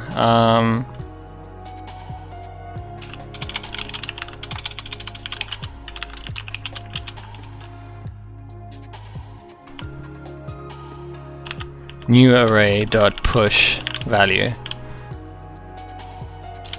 Console.log new array 1 2. Is that what they want though? Iterate through and remove each element starting from the first element until the function returns true.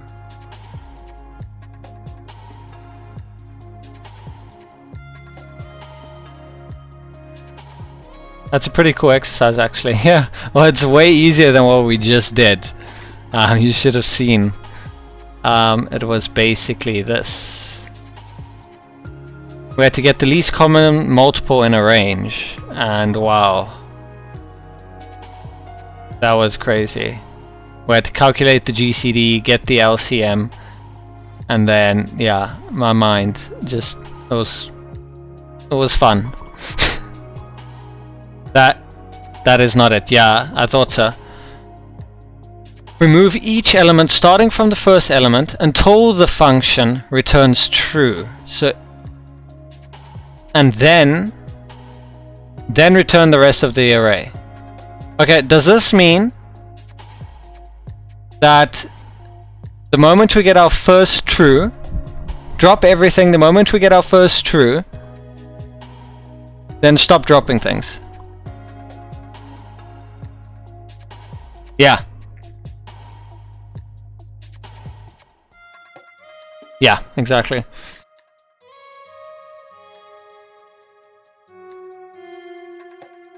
So the moment we get our first true,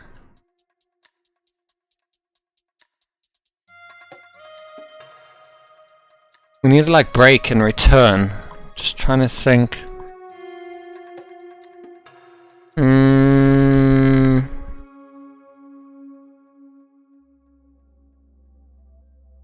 We could do an if not function value. Do we get the index of? Do we slice it? We can use slice probably, right? Which is the one that mutates. I always get confused between slice and splice. Okay, it's splice. Splice mutates, slice doesn't. So we will mutate the array. We must get the index of. Let's see what we're working with. Console.log value.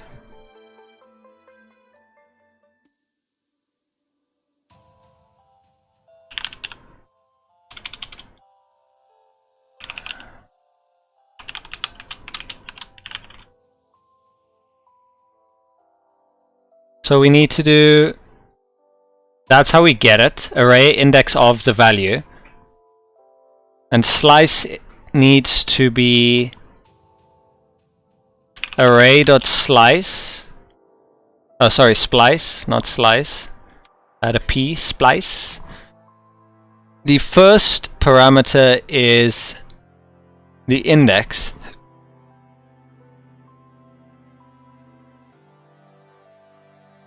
So I guess just 1. 0, so whatever the index is, and then 1.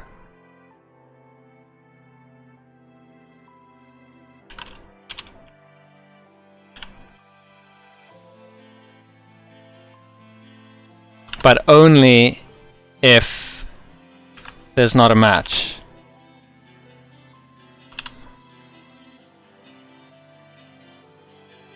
What does array have now? We passed in 1, 2, 3. 3 got dropped. But that's incorrect because we still need to implement some kind of break.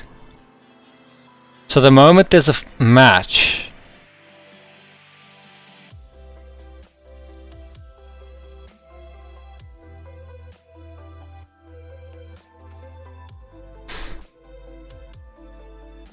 we could do for first, slice first.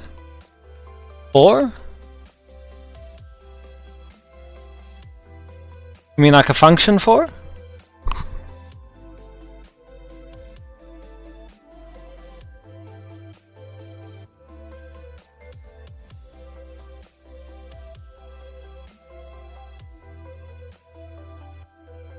Oh, the for loop. Is there a way to work around this, what I've done here?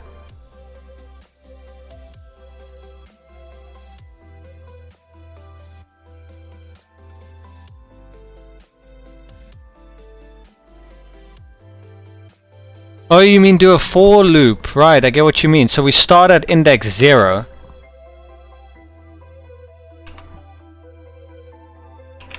For let I equal to 0, I less than array.length, I plus equal to 1.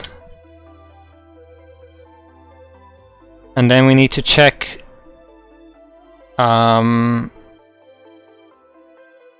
do we still have an if in here?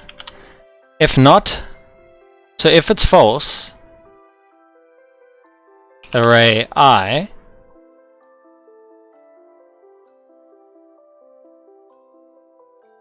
so if the first index is not a match, then array.splice, right? Array I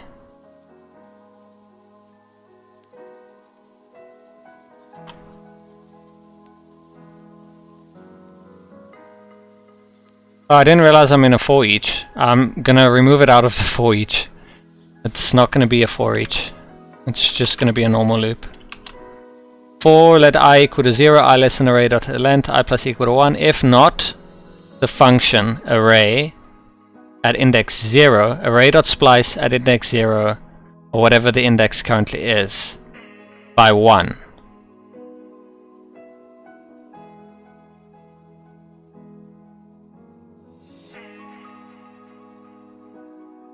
No? Why does that seem to work though? Why is it still 1, 2, 3?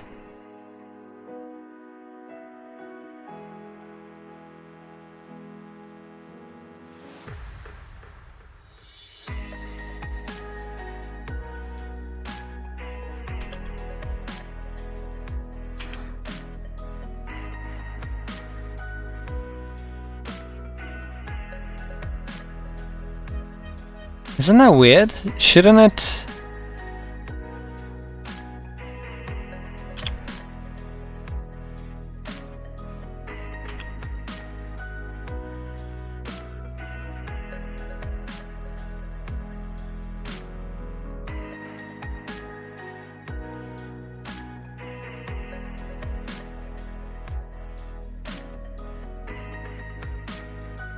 Just do if function array I.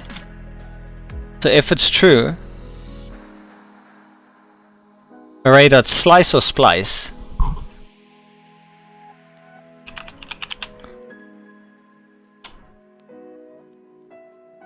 Array.slice I.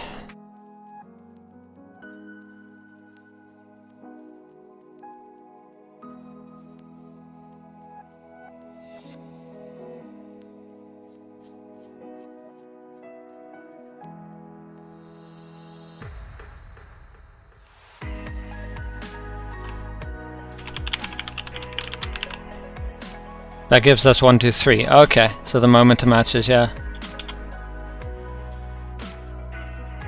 Add a second test for n equal to 2. Less than 2, you mean? Or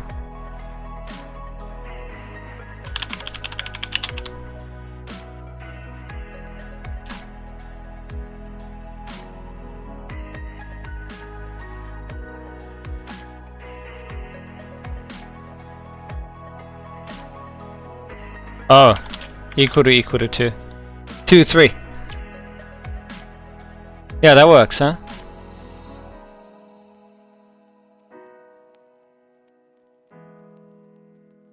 Perfect. Beautiful. Nice and simple.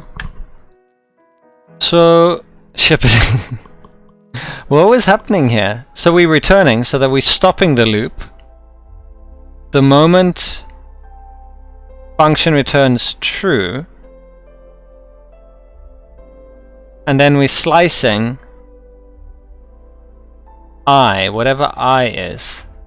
So is that where we start from? So slice returns a new array, but it starts from the index that you gave, right? Yeah, the start. Okay, so I is the start, whatever the index is. That's smart, yeah.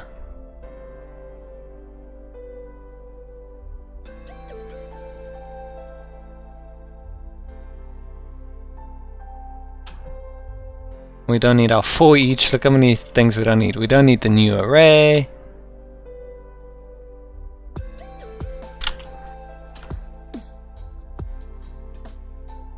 Oh, it should return empty otherwise. So if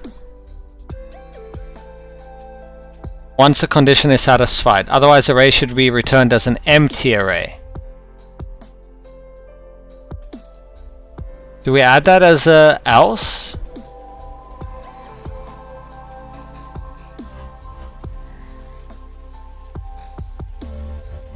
Because if it doesn't match this condition, we could just have an empty return, right? Return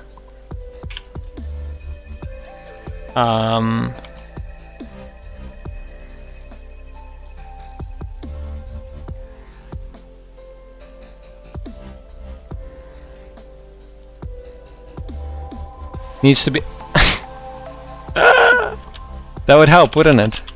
I was like wondering.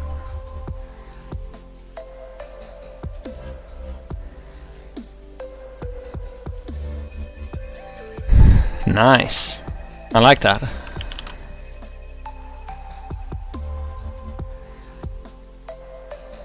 I'm gonna save that.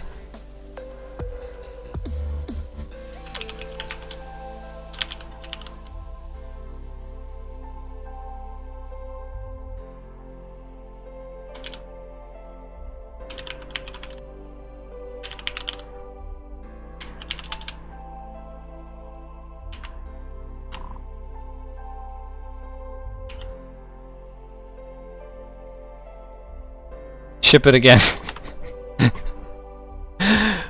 Nailed it. Well done. Oh, we're getting to the end. I can't wait. I'd love to finish this tonight still. Steamroller. Flatten a nested array. You must account for varying levels of nesting. Oh, this will be fun. How real development works with? When you ship it? So we basically want to get all the values outside of however many nested there are and just return them. Can't we do destructuring? Ship it, fix it. Ship it again. Why are you shipping broken things? I think we need destructuring, don't we? Is it destructuring that? Reduce. We need reduce, right? I want to test something. Array.reduce. Will this give me every single value regardless of its nest? No! I hate you! Wait, you need the accumulator, don't you? This is not how reduce works. Reduce is usually if you want to do like, well, from what I've seen, math stuff. Get the first value, get the next value and do things with them. So we need... Can we do destructuring?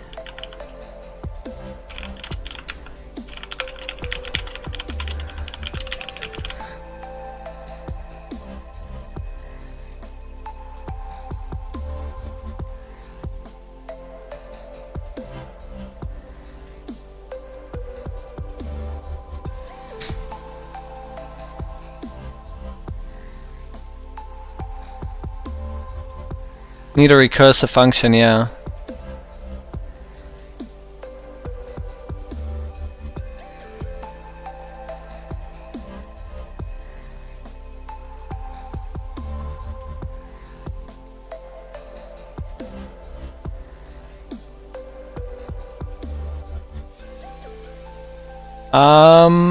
We could do a for each and get the key and the value.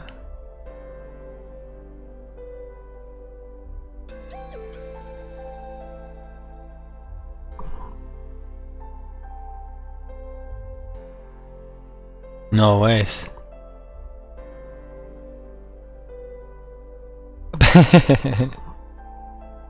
Check this out.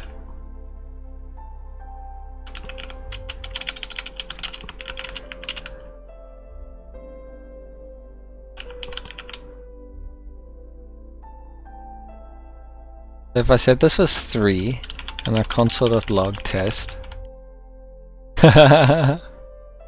It's apparently something called flat. Can I just cheat? Stick this as like 999. I know it's not like the best way, but apparently there's a new ES method called flat. Oh, this is amazing. If I don't specify a value, can I return array.flat? How funny would that be? Well, that is the cheaty way, right? But it was built for that solution.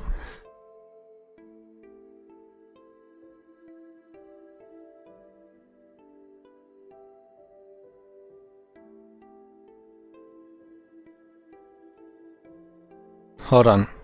Let's try the method of reduce again. So we need, they call it the accumulator, right? And the value. So the accumulator and the value. Hold on.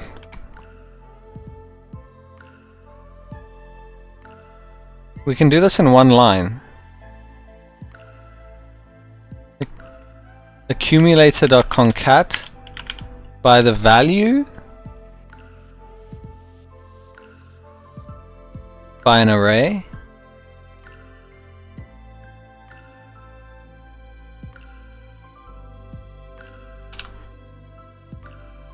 console.log array. We get 1, 2, 3, 4. They want you to make your own version of flat. Oh, did they say that? But they didn't say you can't use flat, you know what I mean? But is this gonna work for A and B? Yes, it does. So that works then.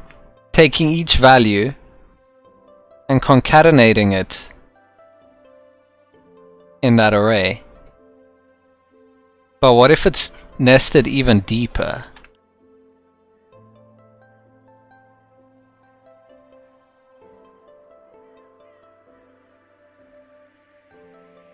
Apparently can't go that many? Why?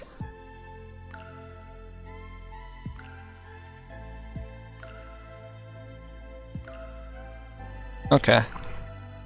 Run the test. We fail. Why? This should return A and B. But what do we return? We return A and B? What's the problem with that? Is it the way we return it?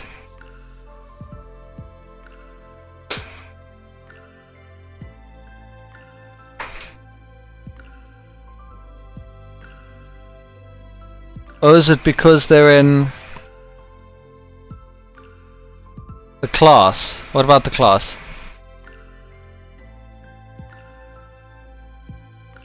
It's an array in an array.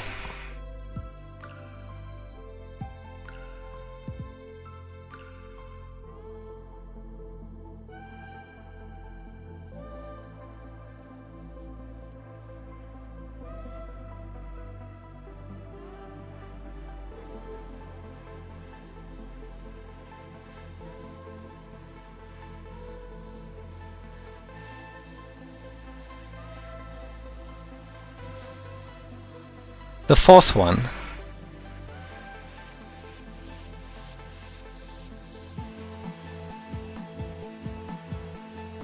Should return 1, 2, 3, 4, but what do we return?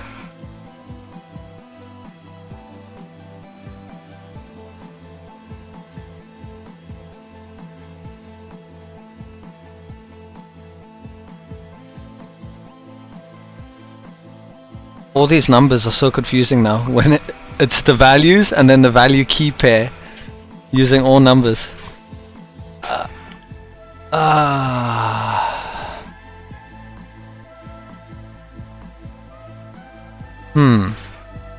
So that won't work. It's weird though, because if you think about it, look what I'm doing. Do you see? It's an array. It's all in one array. Check the third and fourth tests. Oh, the third one.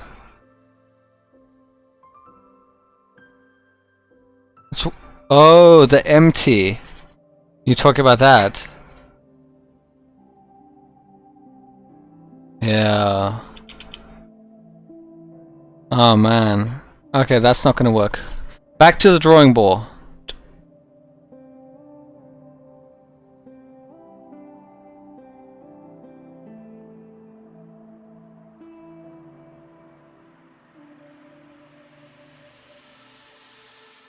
The fourth test, that is a class. Oh, that one. Yeah.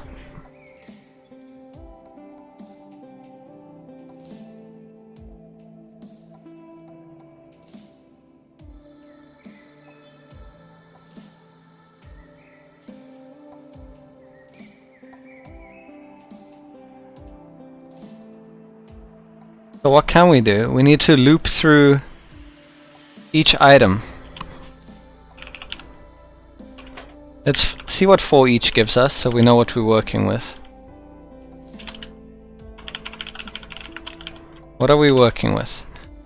We go 1, 2, 3, 4. Why can't we just push those to a new array? Why can't that work?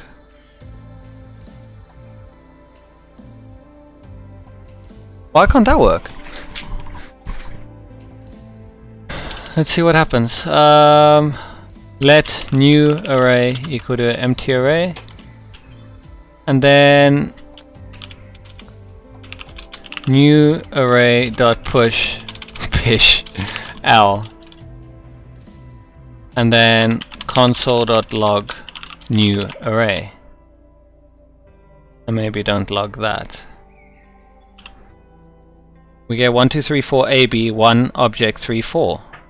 If this works, I'm just gonna like, okay, that doesn't work.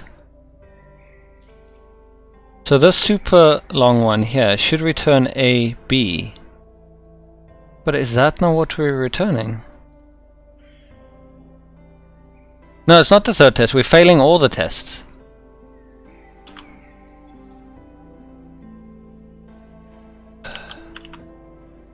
It should return A, B. What is that then? What is that? I'm so confused. How do we fail? Explain it to me.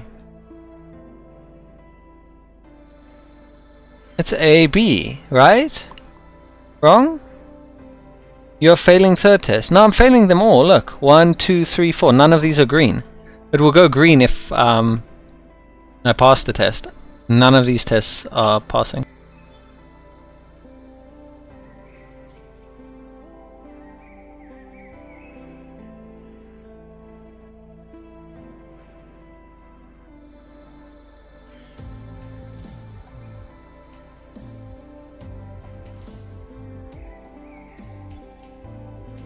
That's so confusing though, isn't it? Because that looks like the result they want, right? Wait, do I physically need like the quotes? No, I shouldn't need to. That is a string.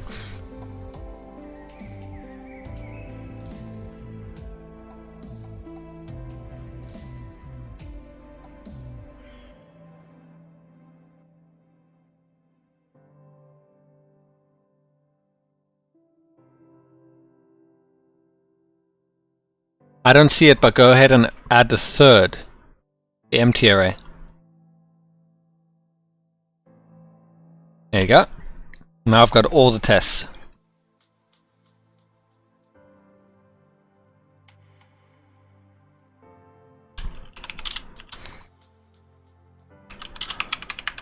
We can prevent that by doing this. If it's not empty,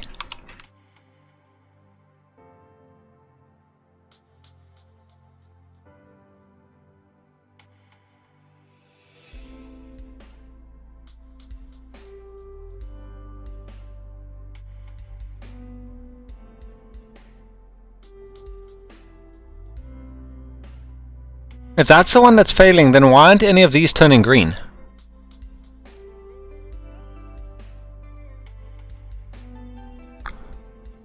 If not, is array. But are objects arrays as well? That's not... Let's try.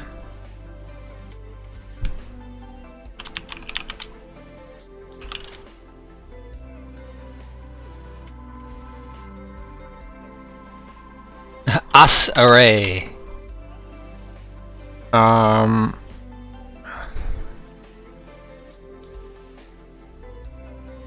Oh, missing it. But now it's not going to push anything. Now we get nothing. Apparently it's not an array. Who would have thunk it?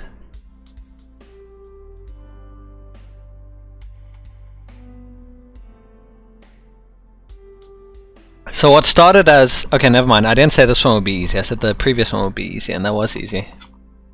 They're subarrays, yeah.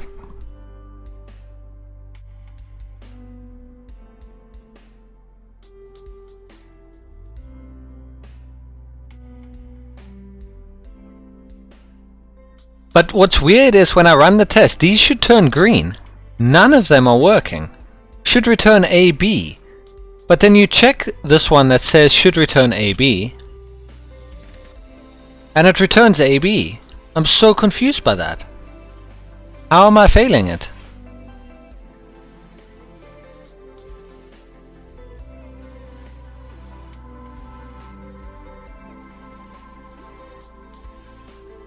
Debug it.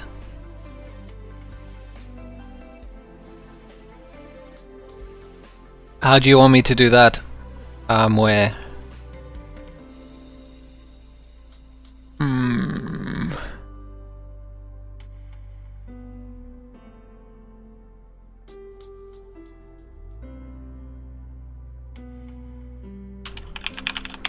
Look at the actual array.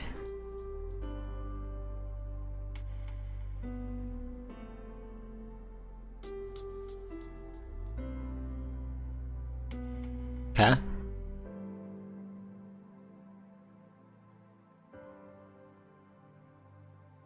Oh, I did. We did earlier. Can check again. There it is.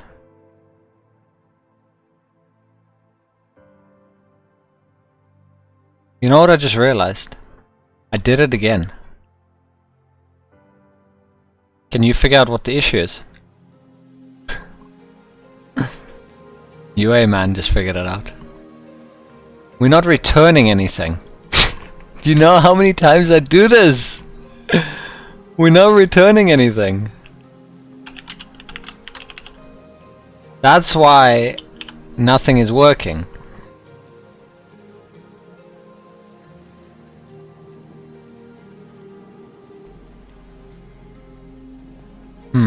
Interesting. Stall. Not. But let's go now, we can debug. Let's figure out why it looks like A and B, but it's not. What is wrong with this? Array index 0 is A. Wait, I can't read this. Is that an array in an array? That's the item, right? Index 0 is A. Index 1 is B. So it's an array in an array. Is that the, how did that happen? How do we strip it one out? Do I need to get the value? So we get A and B. Do I need L0? That gives me A.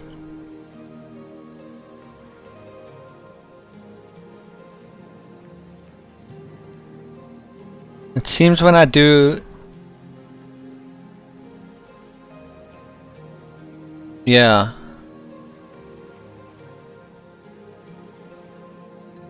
But I can't just use L0, can I?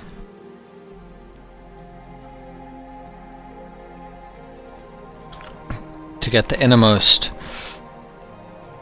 Okay, so we know the issue now.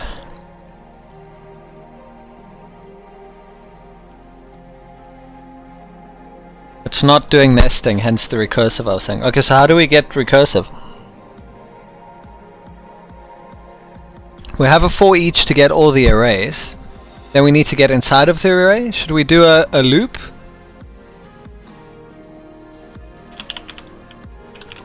Is L the array? So if I go L.length.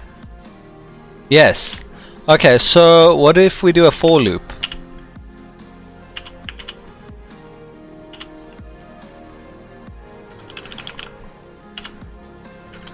Then we can get recursive, can't we? Console.log. Let's not do anything here. Console.log L I A B. There we go. So new array.push L I, right?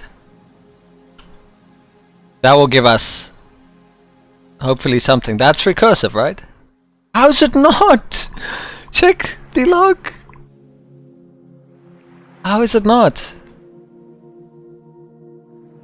Index 0 is A. Index 1 is B. What the?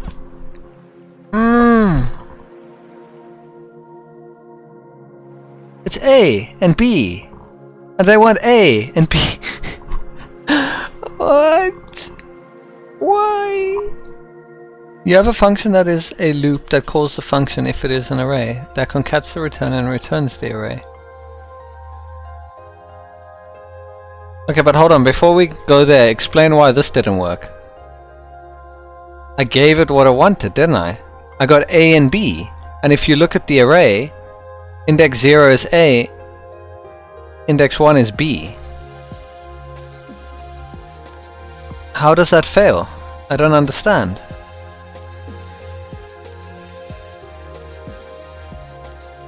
Steamroll array AB should return AB. That's exactly what I'm returning.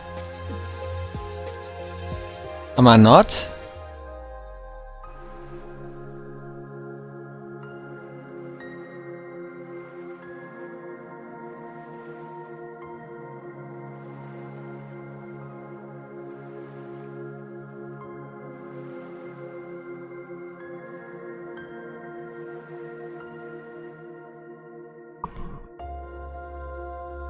Nope. How so?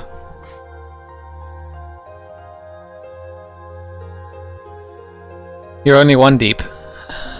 But then how can I get A and B if I'm only one deep?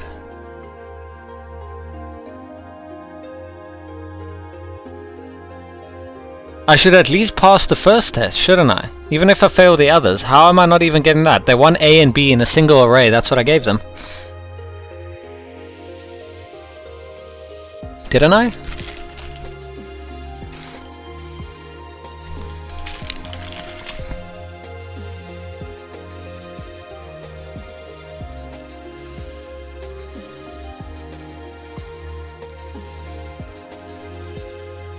Okay, so if A is 3 deep, how did I get A?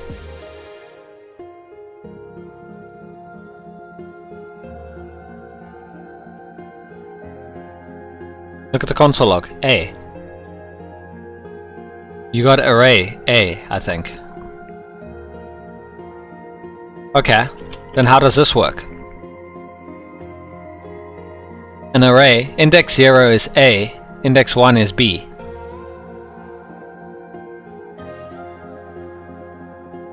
Is that wrong? Do you see that? Index 0 is array A. Oh! Okay. So we need to go deeper. How do we go deeper?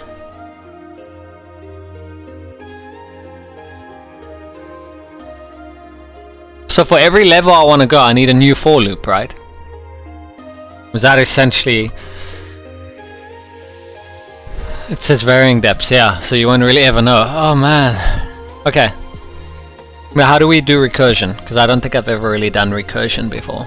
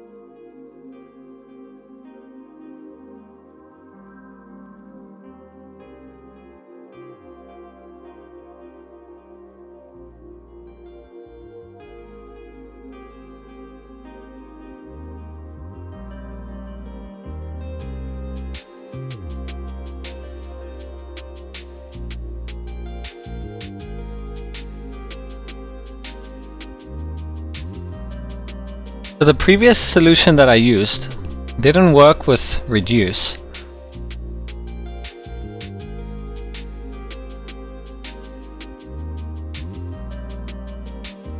What if I tried...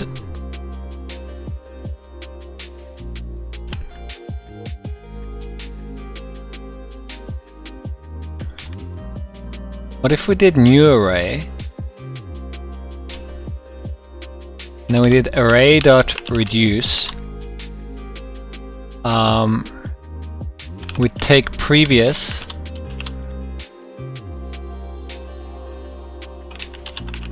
Previous and current as the... Why didn't that close? There you go. And then we return previous.concatenate current. Did I try that? Oh, but then for each one, now we got AB.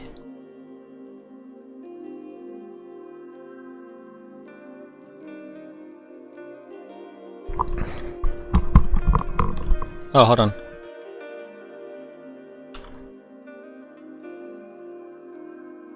Is that solution? I'd have to check my array, wouldn't I?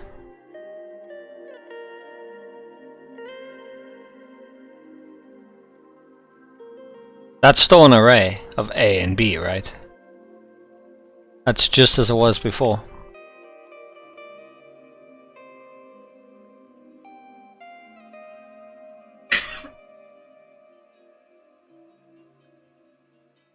How is it not a function?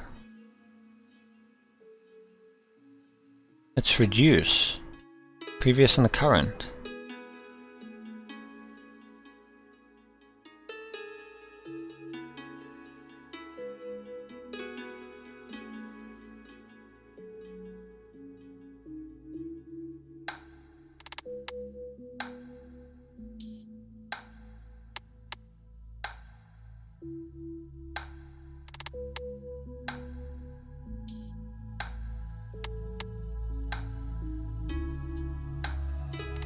Have you ever heard of Lodash before?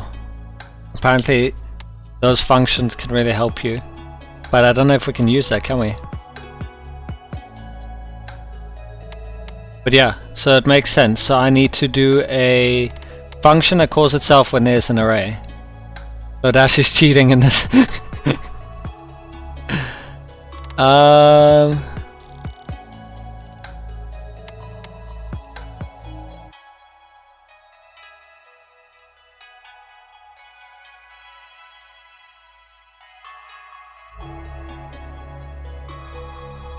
I see what you mean.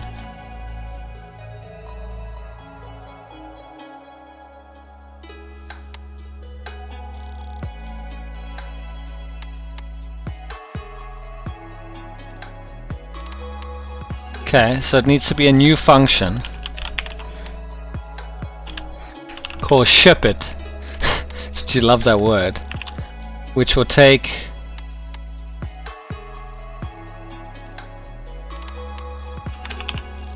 an array. We'll pass it the array, right? Then we would need to do array.reduce. What would we have? I have no idea what this is going to return.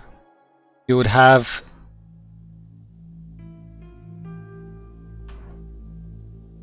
A and B. See what they are. And then you said we need to check if it's an array. So if array array.is array B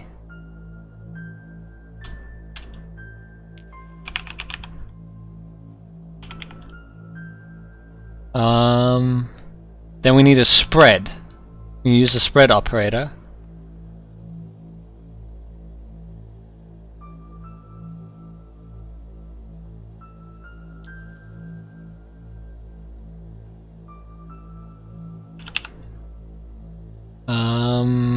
And then call ourselves because recursive, so ship it.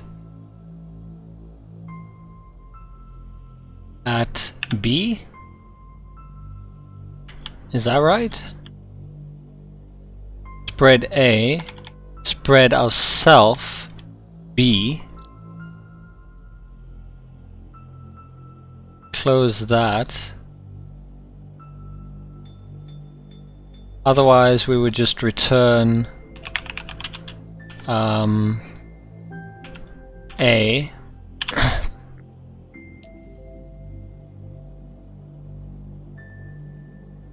Or what?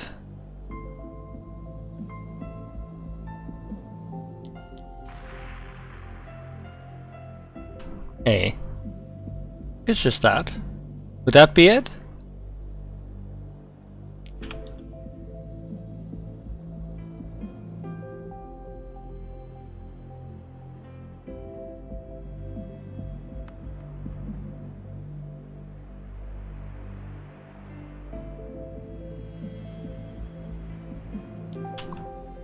The array.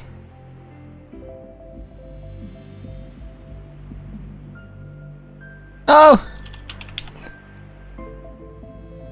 Badass Englishman, hey! How's it going? Haven't seen you in a while, hope you've been well.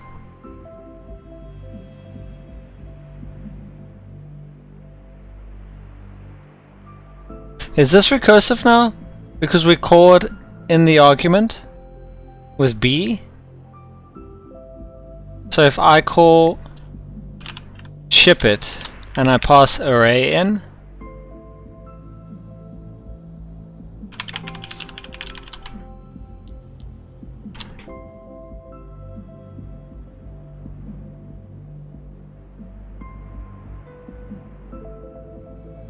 that is considered recursion. Okay, but now what have we done that it's not working now? Because we want to array.reduce, right?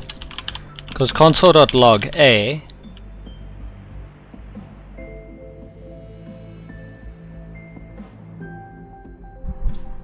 there's nothing there, and B has the A's.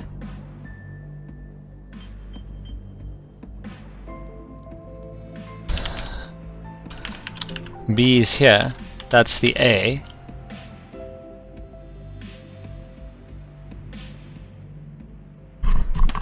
Can you advise me on that going forward from this?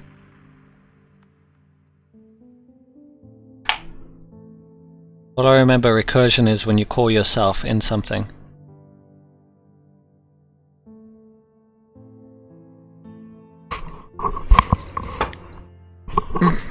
Or it includes itself.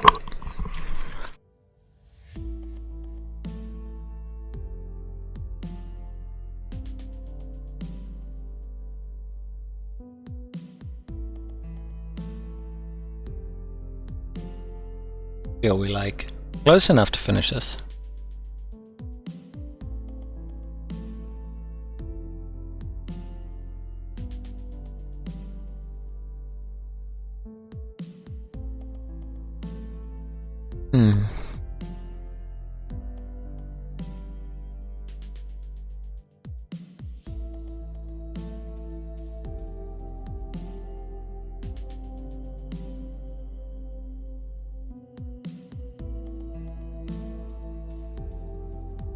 I just don't understand why concat didn't work.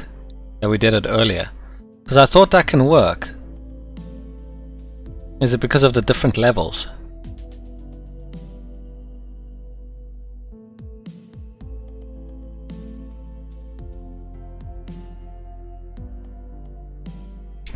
So there's no other way to do this other than recursion. So we can't use anything else like concat.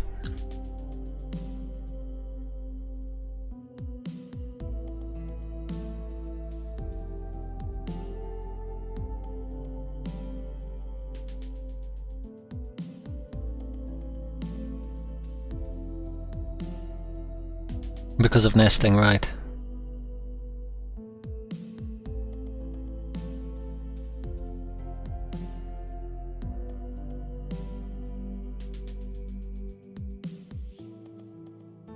What if we used flat in our solution? Are we allowed to use flat? I mean, if it works. So we use reduce, but then we also use flat. Should we do that?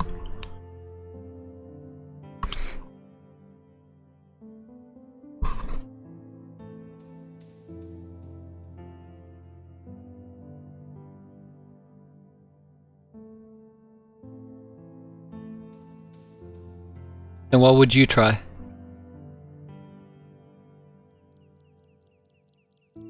Because I wanted to do, instead of this,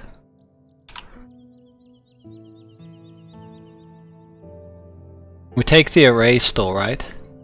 Then we return array.reduce.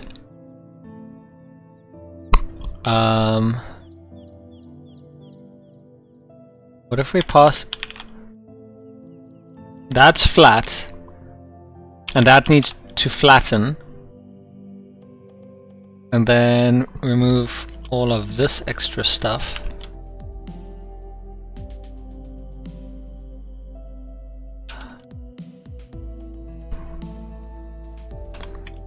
And then return whatever you're gonna flatten, concatenate, and then we still use array.is array, and then what we're gonna flatten.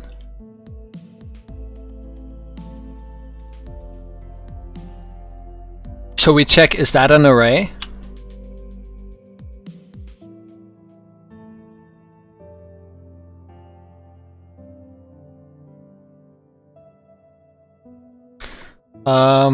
We can then use, how does it work again? You ask a question, then the condition if it's true. No, not to flatten, flatten, to flatten. Otherwise, just to flatten.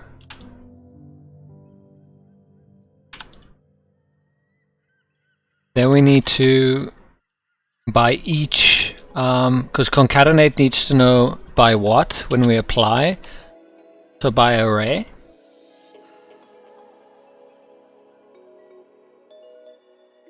Is that right?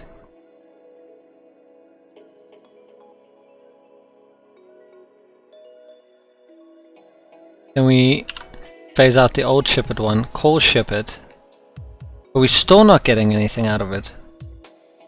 Why? Array.reduce, flat to flatten. Why is flat should give us, flat's empty, same as last time. And to flatten's gonna be A. Why is the current one empty? I don't understand. Am I overriding it somewhere? I don't think I am. Oh, because the outermost one, right? Right?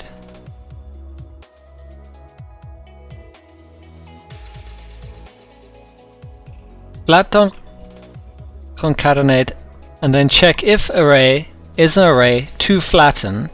If it is, flatten to flatten.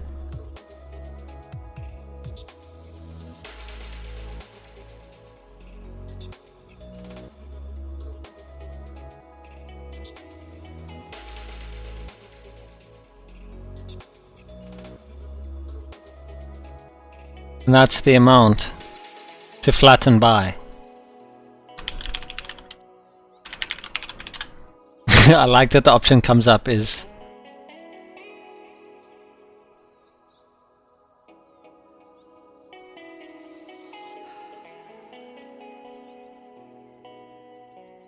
that's what we're looking at.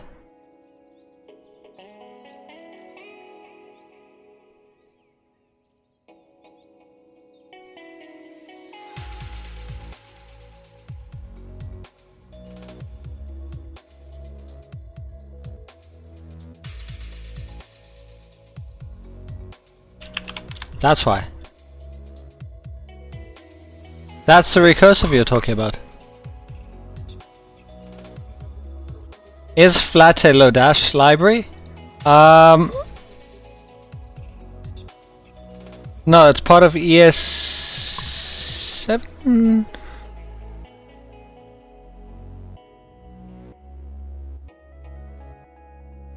ES Next.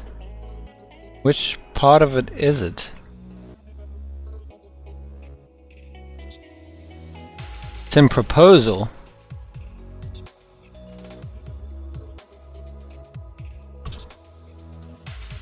Don't know if it'll work for us.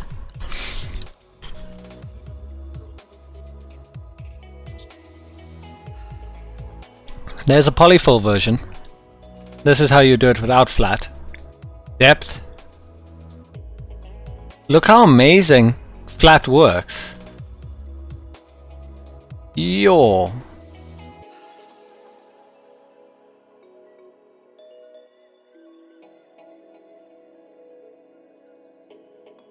This is the polyfill.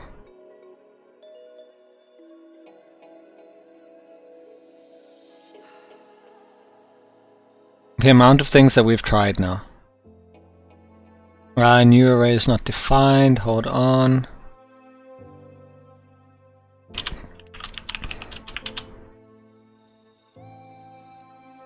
Can I log that each time? That's the function.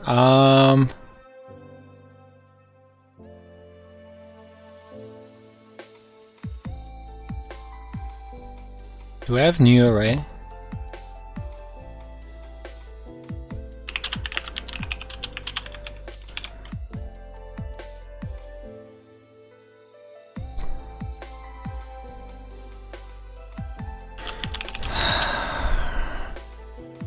We can't specify that in the return. How would I...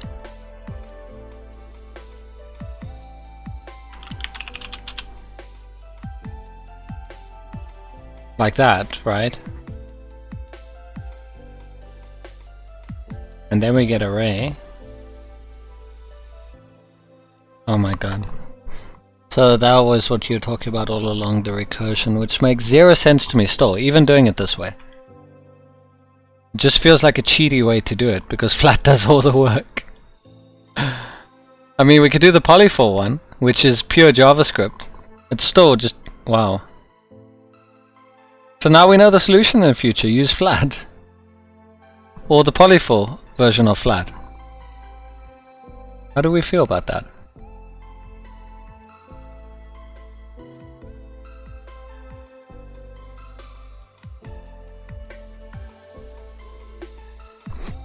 Show the result, please.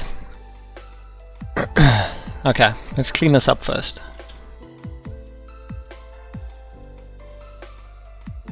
So none of that stuff worked in the end.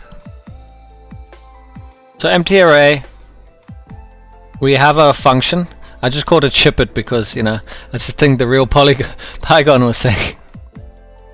And it updates new array, and we use array. We reduce by the current and the next value, and we use flat to concatenate and check if what we're working on, the current array, is an array once we flattened it. Like whatever we're working with is an array, and if it is, we call the function pass the current value that is in to get that value. Otherwise, just call it to flatten itself. Even me trying to understand this right now. I just hate these types of solutions. Yeah, it does, doesn't it? I mean, they added it in for a reason. I guess a lot of people needed to do recursion. I'm still trying to understand what the real Python was referring to. So recursion is when you call the function itself. So that's one way of doing it, but how else would we have done it in recursion? You call yourself to get to a deeper level each time, and then maybe check index of, and if you get -1, you know that there's no array any further, but how would you know it's the end? Let's look at the polyfill version. So the polyfill is... depth is whatever the argument is. If depth is less than 1, return array.prototype.slice.call this. And then return function flat, so call yourself array and depth. What is that symbol? I've never seen that before. Greater than, greater than, greater than? Flattened is the array. I is 0. Oh, so you do a while loop. So while I is less than length, if I in array element array I, if array.isArray L and depth is greater than 0, concatenate, so that's what we were doing now, else flatten.push. Wow.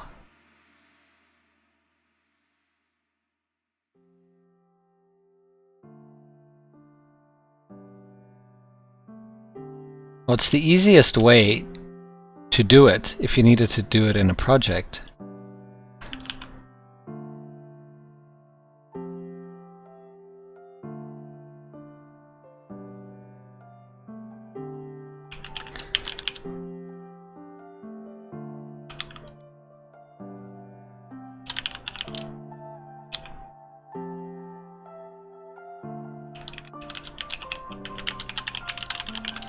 Get all values of nested arrays into single array. That's what I'm going to call this. And then save it for future reference.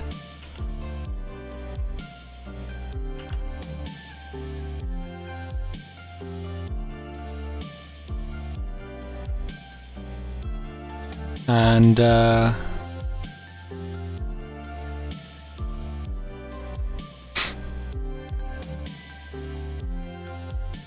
what did I break now?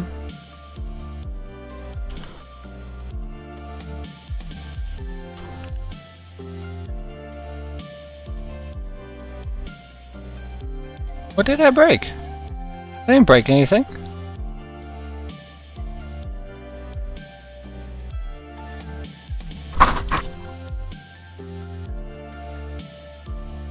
The depth to flatten.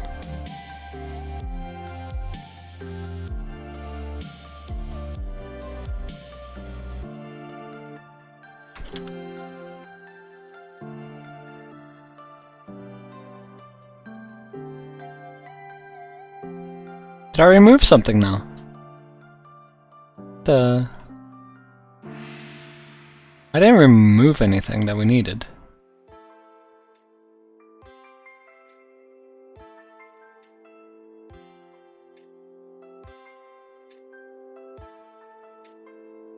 What? I didn't remove... Oh, did I have this outside of it?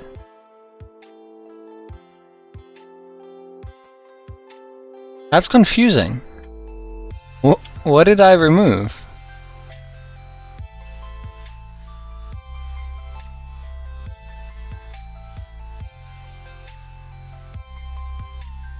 I must have had new array outside of the function. I'm pretty sure I had it exactly like this.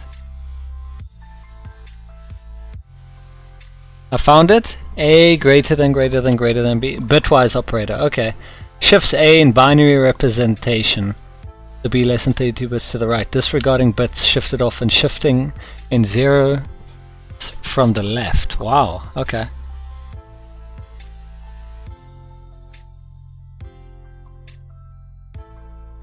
How do I keep breaking this?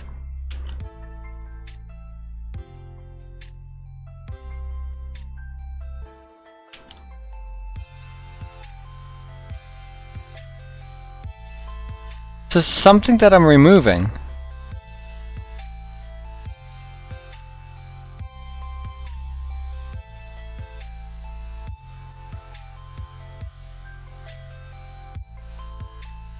Oh. That's why, because I'm calling ship it there. I was wondering the whole time. Again, console logs break everything. Works in console logs, doesn't work.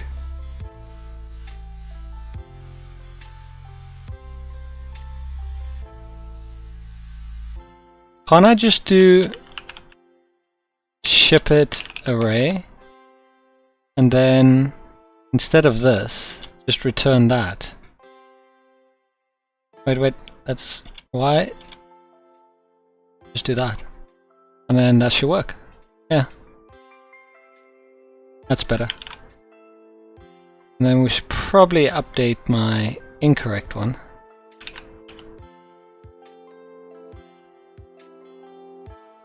Nice! How far are we to being done?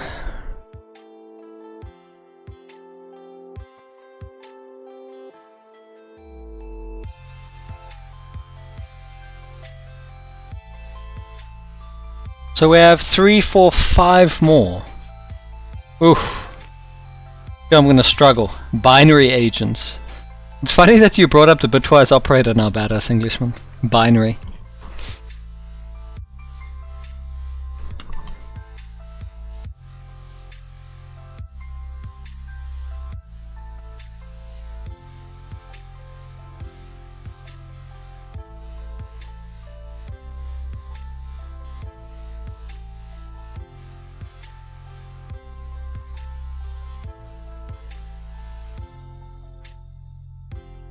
This looks like fun. So, return an English translated sentence of the past binary string.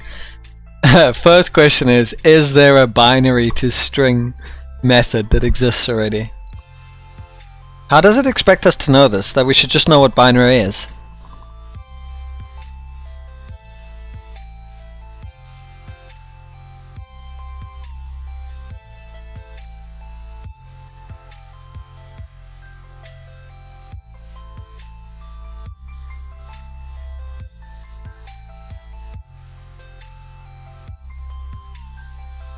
Binary to string JavaScript.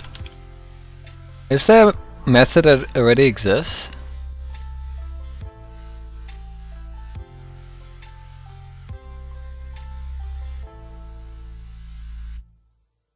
So JavaScript strings are UTF-16 encoded. This means each coder requires 2 bytes of memory and is able to represent 65,535 different code points. For instance, the string hello world belongs to ASCII subset while the string AIO does not.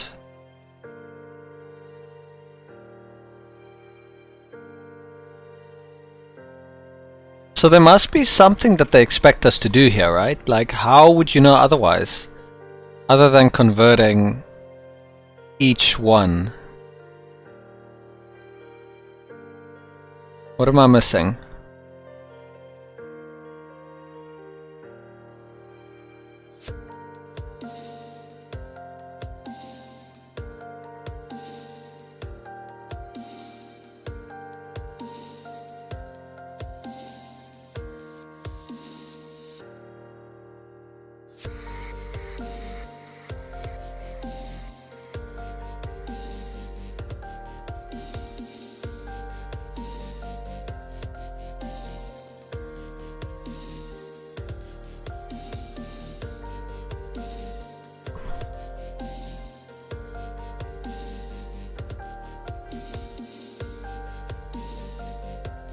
E character to binary? I just want to make sure. Yeah, so I was right. So that's E. So we would need to somehow convert every single letter from binary.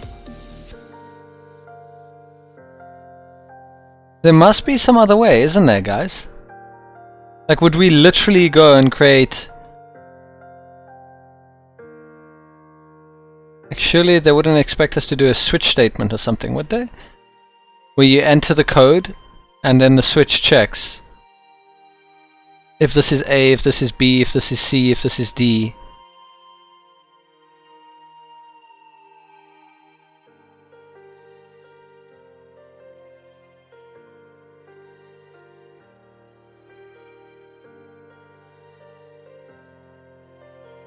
That seems like a lot of work. Like a lot. Like an entire project of its own, so I might be overthinking it. Is there a way to convert binary to a string? That's what we looked for.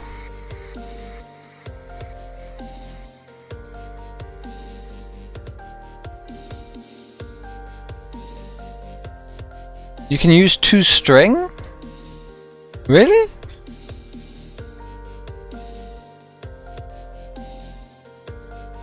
How does that work?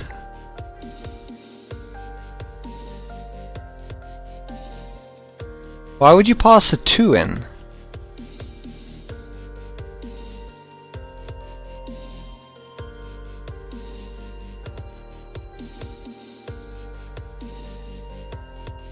Console.log toString.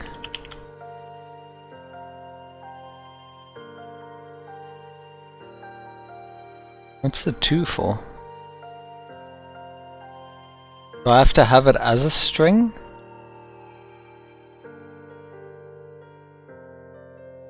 When you put a 2 in there? That doesn't do anything. What was that person referring to?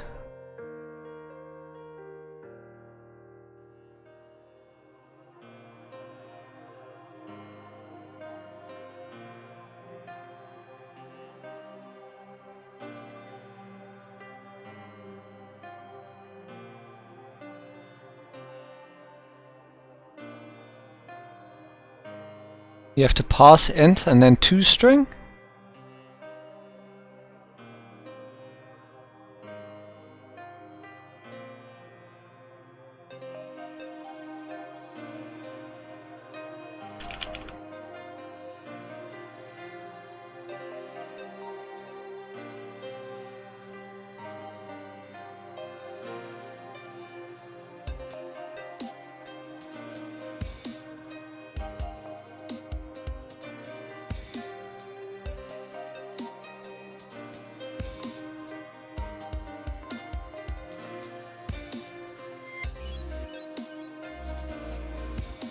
But we already have it in a number, so we don't have to pass it.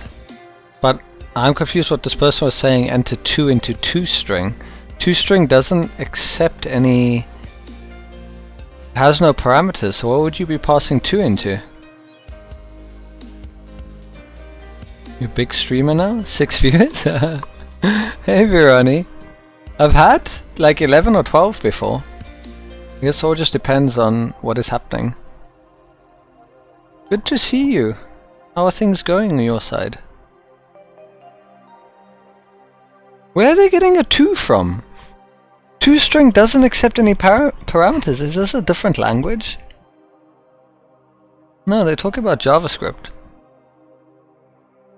Where the hell are they getting a 2 from?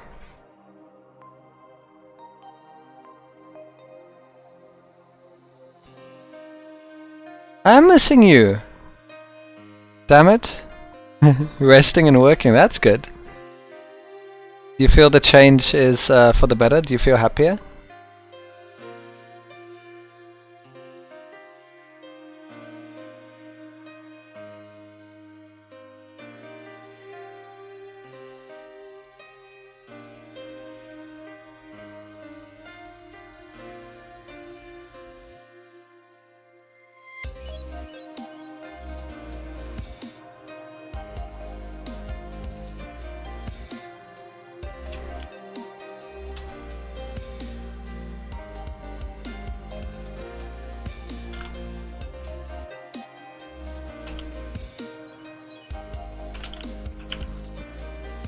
What is that supposed to do?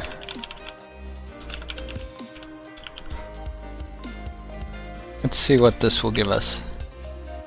It gives us 65. Isn't 65 the character code, the ASCII character code of E?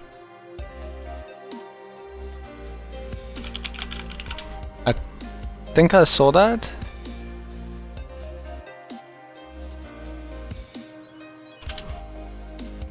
E69.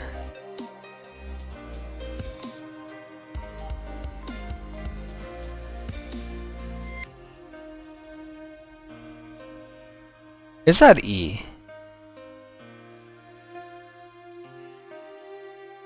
What is this? That's A. Oh. That's A. So what is 65 then?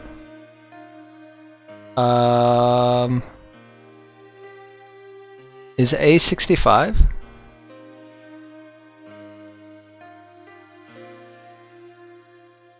I think A is 65 then. Yeah, it's 65. So that converted it into... But now I need to display it.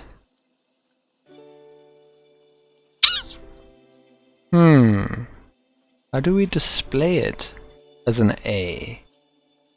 Do I use raw?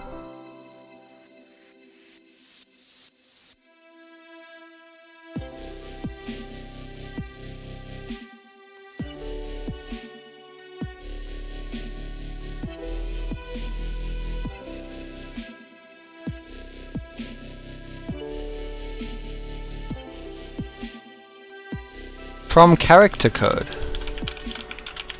Is that a thing? String from character code. Oh, there you go. So all we have to do is dot string from character code.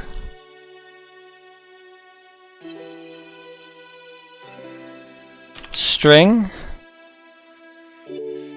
Oh no, it's that.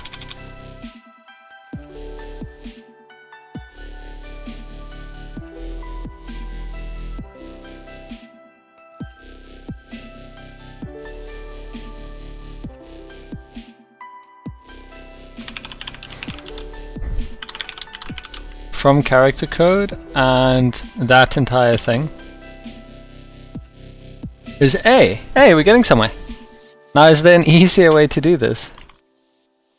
Because this looks a bit crazy.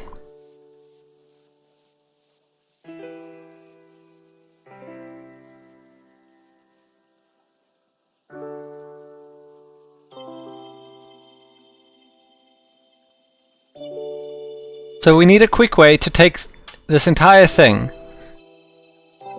and convert it.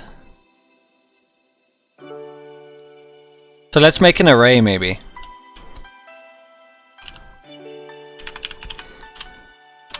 So let's split it by a space, right? So string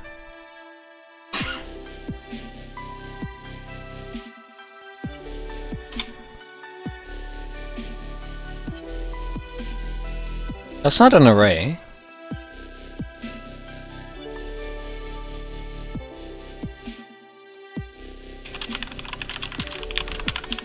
What am I missing? I thought we split it. I'm splitting it.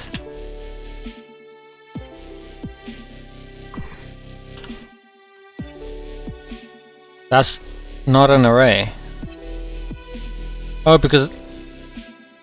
Huh?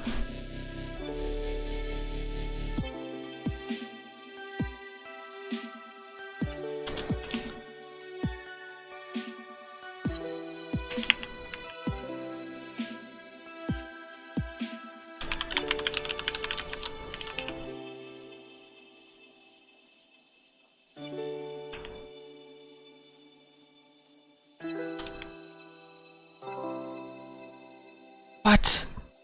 I'm so confused. We would usually do string.split by every space.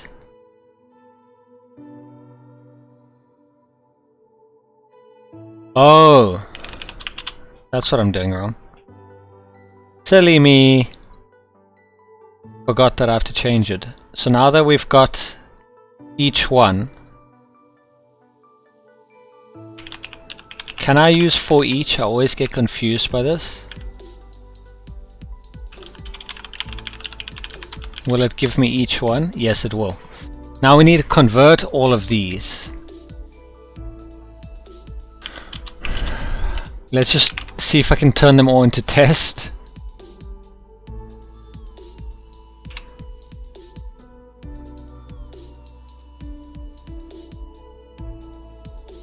It didn't change them.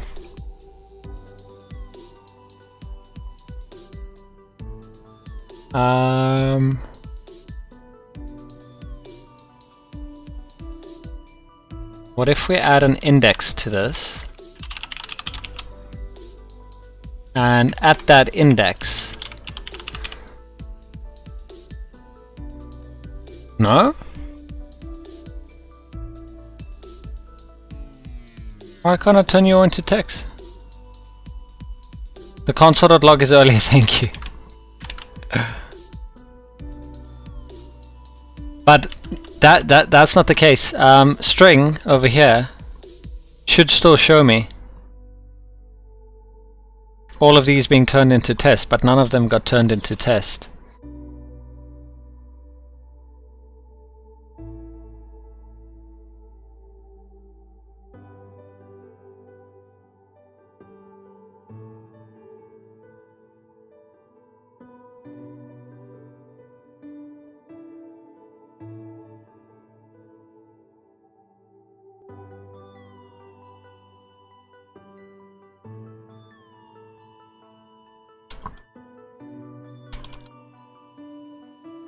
It's not changing them. Weird.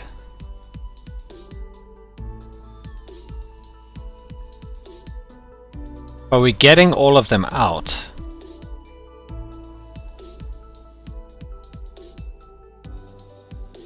So that's all of them. But now why can't I change them?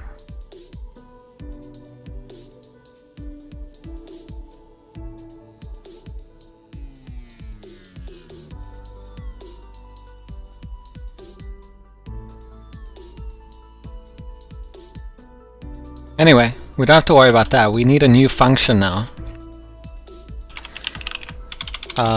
Function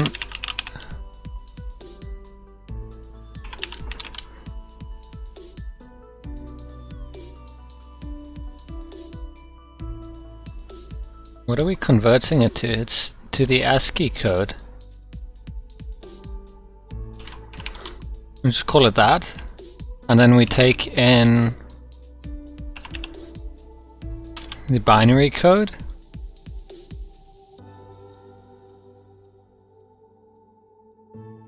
And we return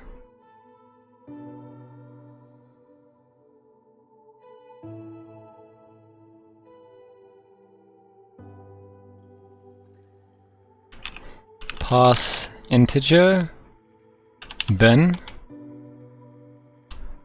to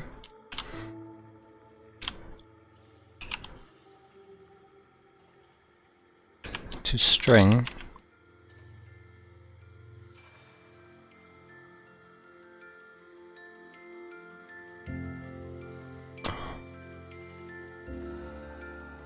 right.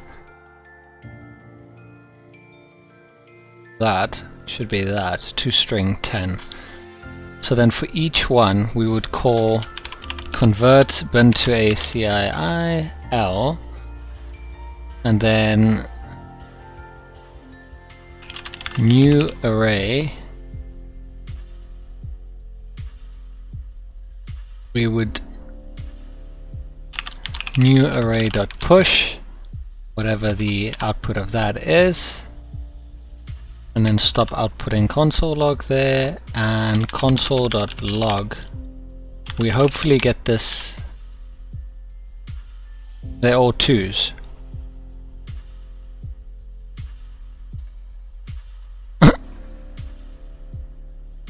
That should have been the element in binary.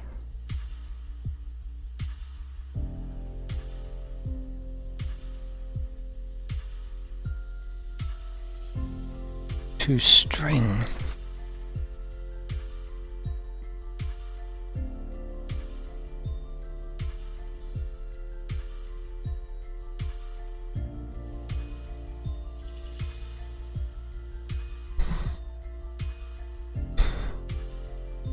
What?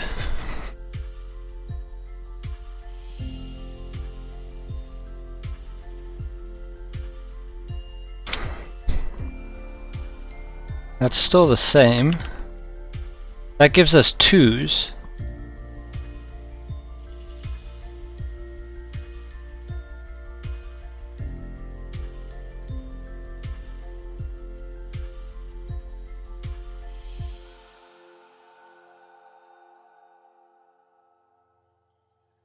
Is pass int? Oh, do I have too many? To string without that?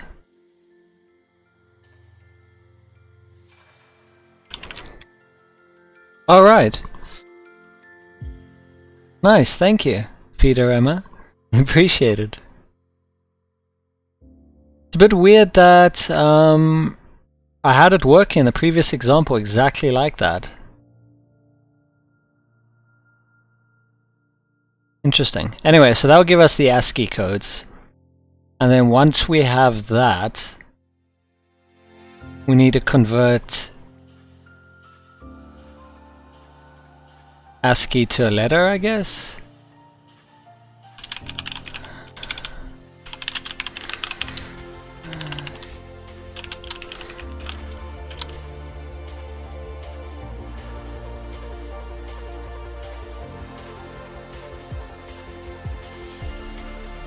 We'll just specify code instead of ASCII in all caps, and then we'll return string dot from character code. I could have done that all in a single function actually, but it's fine. We can do this. Then at least we have two. We can convert it to ASCII and then from ASCII to letter code. But you can all do it in just one. String from character code code.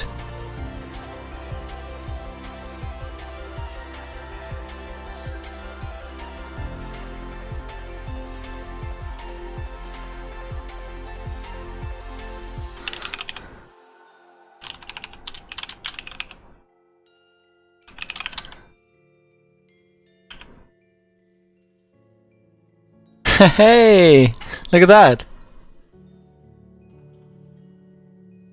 And then all we need to do is new array equal to new array dot join. And there you go. And do we pass? Apparently we don't.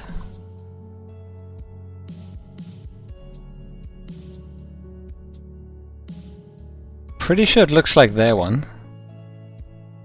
What do you want me to return? Return an English translated sentence. Oh, because I'm not returning it. I always do that. Again, it's never gonna stop.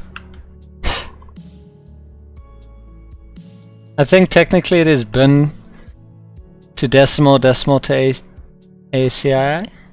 Is it? So where I'm saying ASCII to letter, it should be bin to decimal, or what do you mean bin to ASCII is bin to decimal?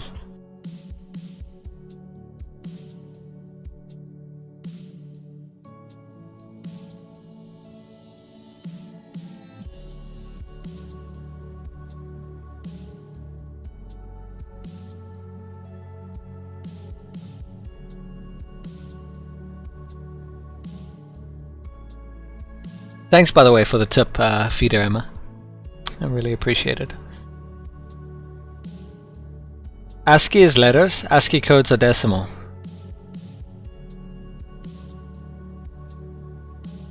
Okay, so convert bin to des. And then convert des to ASCII.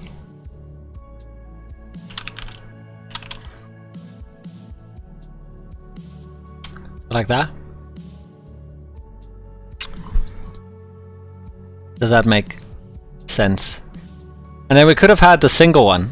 You could just have a convert. In fact, I could make a new function which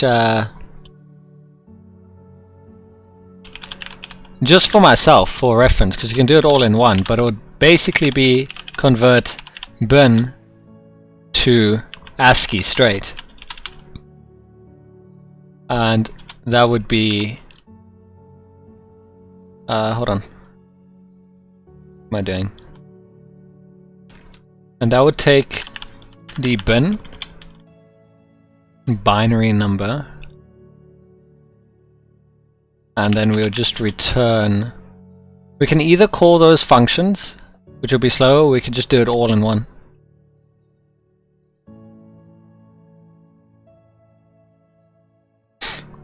But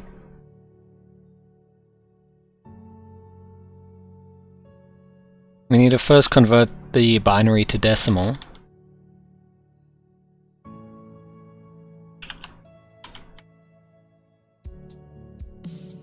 And then we would need to call convert decimal to ASCII.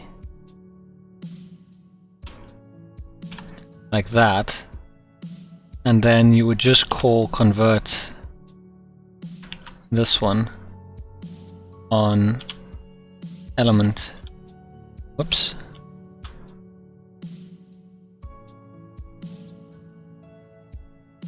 How's that?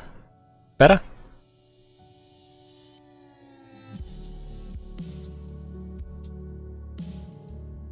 So that's technically decimal there.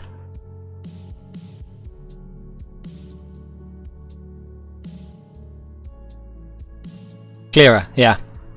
We could have it just in 1, but in case you wanted to do other things, now you can convert bin to des to ASCII, and then straight bin to ASCII for our case. And was that good to split it initially, so that I can access each one, and then I just join it afterwards?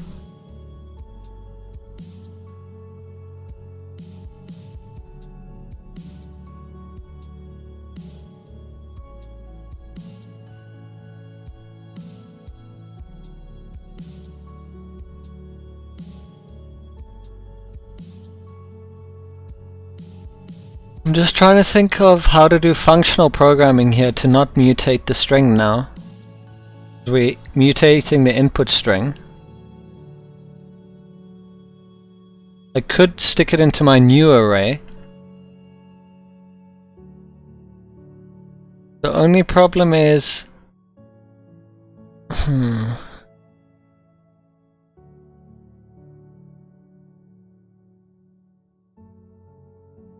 Wait, instead of doing that, can I not just do string dot split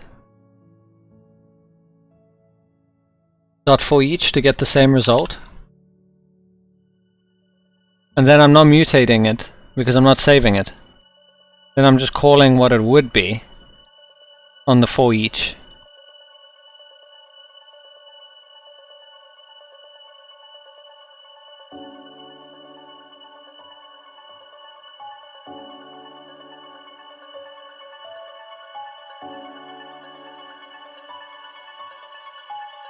And then at the end of it, we just join it again.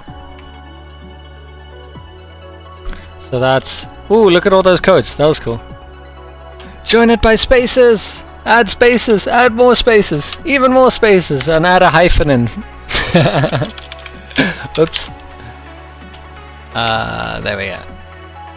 Cool. So that works wonders. I like that. I'm gonna save this. Because initially I was like, what? We've never done this before. And then realizing, are there other methods that I could have used of string? Because I just realized there was from character code. Is there from like bin or something?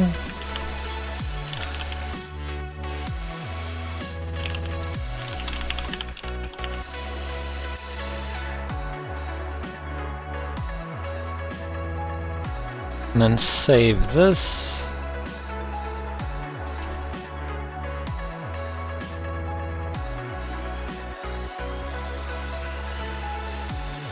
Awesome. We'd have to look, wouldn't we? From character code at... Oh, there's a locale compare?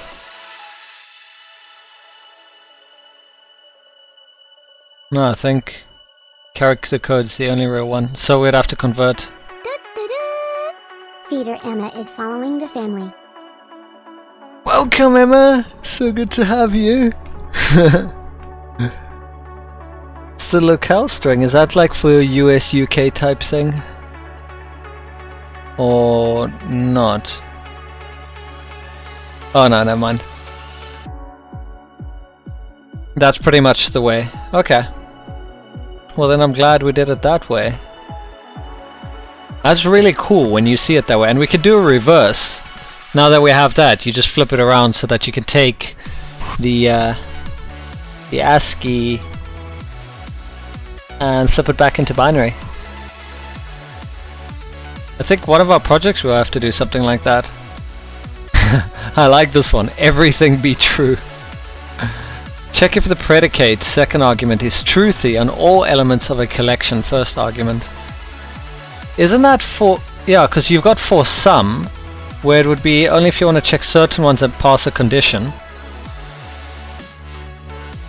But that's like a built-in filter, as long as one of the conditions pass. You would probably have to use like what, a for each with an if statement, unless there's a built-in one that I'm not remembering right now. And someone actually showed me how to convert any value into a boolean. It was double exclamation, I think it was, on a value. We'll then convert that into a boolean, if I'm not mistaken.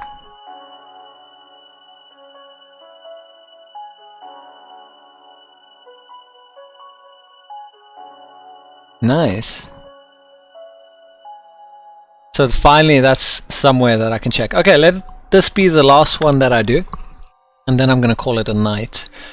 So, in other words, you're given an array collection of objects. The predicate pre will be an object property, and you need to return true if its value is truthy, otherwise return false. In JavaScript, truthy values are values that translate to true when evaluated in Boolean context. Remember, you can access object properties through either dot notation or bracket notation. So we're going to want to iterate, or what's the correct term for an object? Enumerate through the object.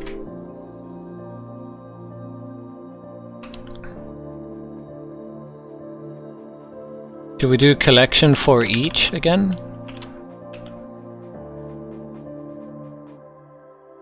This is going to be the... This might be tricky. I don't know what we're getting. I think we might be getting the key if I do this. We're getting the object. There's 4, so that means user. So let's do json.stringify to see what we're working with. Oh, the entire object. Okay. Yeah. So, what do they want? And you need to return true if its value is truthy. So what's the predicate? Sex. Is that what it is? So if sex is true, as in if sex exists, wouldn't it be true for all of them, or am I misreading this? All of them have sex. They have the property.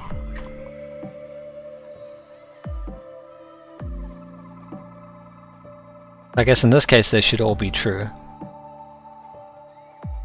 Whereas, yeah, this one doesn't have. So it's basically just check if if a property exists, really.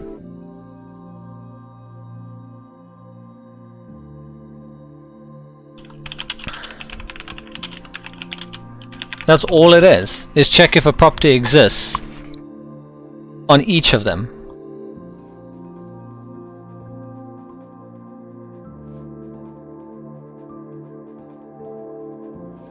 No, not necessarily. Oh, if it also probably has a value, right?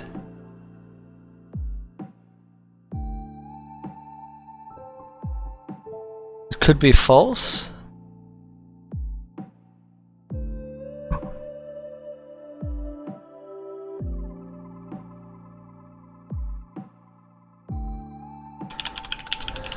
Can I do L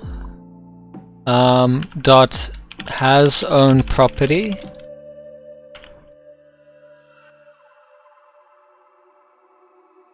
That will work in that case, right? So if all of it is true, we can return.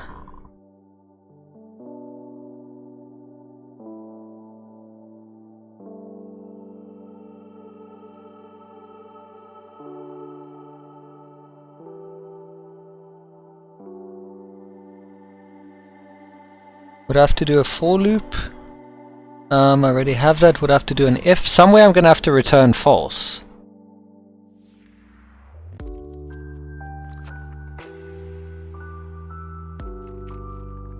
Maybe do if not. Let's just try something. If not L.has own property. then return not pre?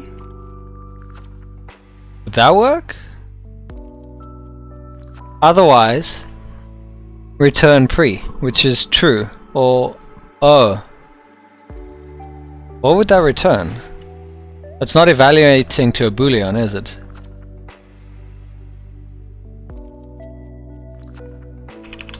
That's true, right? A double is to do what again? If I had to do it like this, double pre, what would that do? What would that do right now in that context?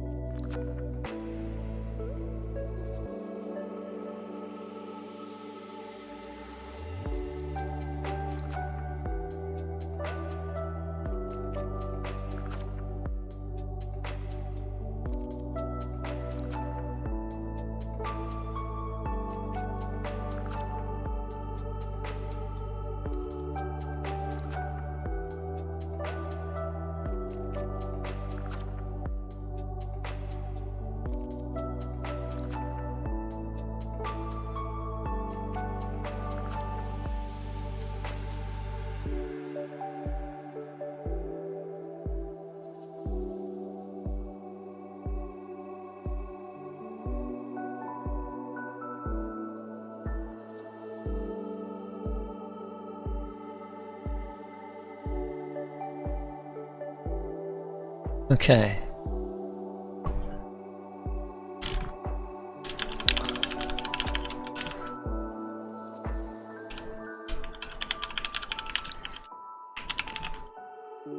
False.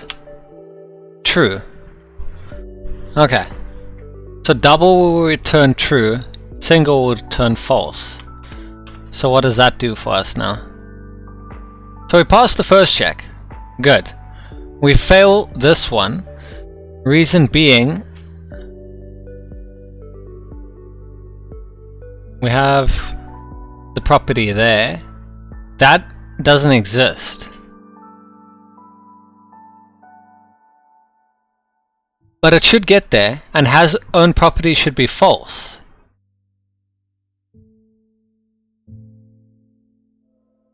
So it should return not pre.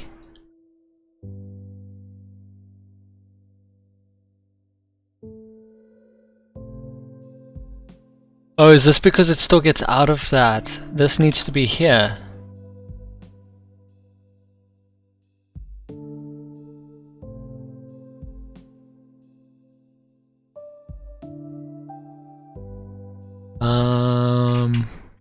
Would I have it here?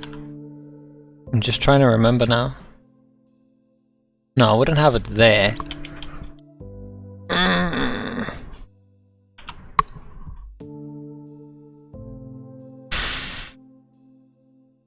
The moment it doesn't find a match,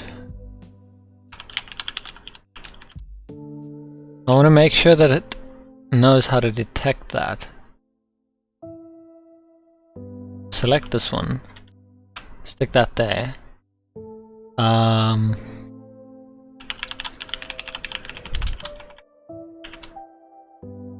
Use it. Okay, so that is definitely one. So it will return not pre.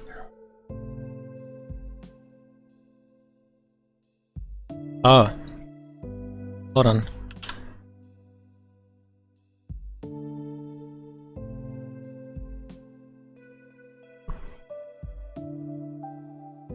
So return statements are block scoped, right? So when I do return, it's returning out of the if, right? It's not returning out of the for each, or is it? Because that's what I need to understand now, because that's a confusing part. Because what I want here is for it to return completely out of this function with not pre. Returns out of the function. Oh, it does it.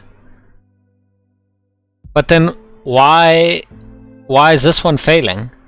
Should return false. We found the object that is false, and we're returning false. So why are we failing that?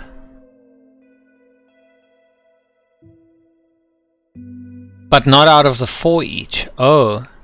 Do we have to break For each doesn't break, does it? I remember now.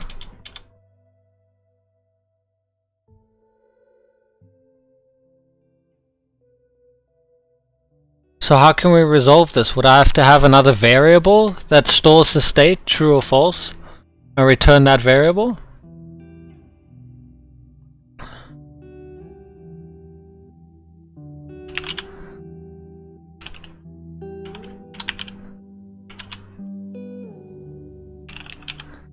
Would have to do something like I want to use the double, because that's cool, but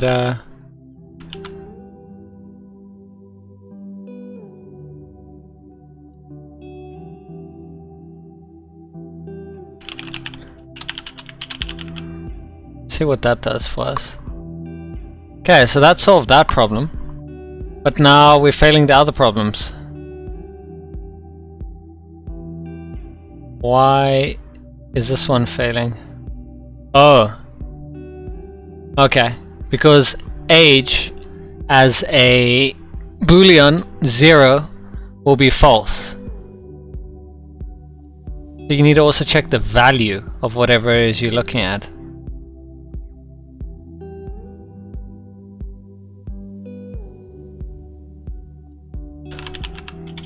Okay, let's test something here.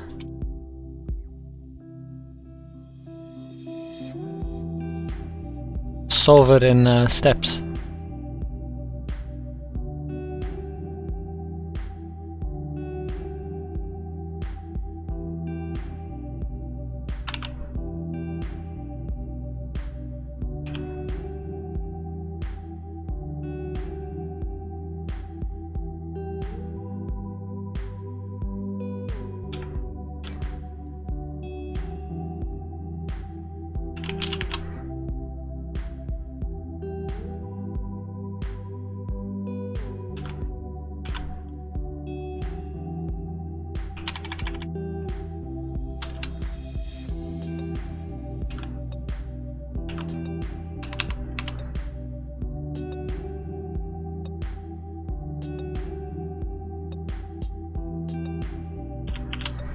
So you are the one that's false.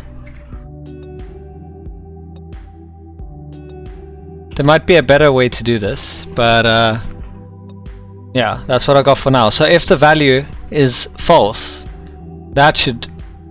Oh, that's all of them. Okay, well, there we go. Now, is there a better way to do this? Because I didn't figure out how to get out of the for loop, or the for each. So how can we get out of the for each? How can I like return a value immediately out of the function? Because we can set the value and that works nicely, but I would like the moment we find something that contradicts our condition, we just immediately stop. Someone like showed me a while ago there's a way to emulate break.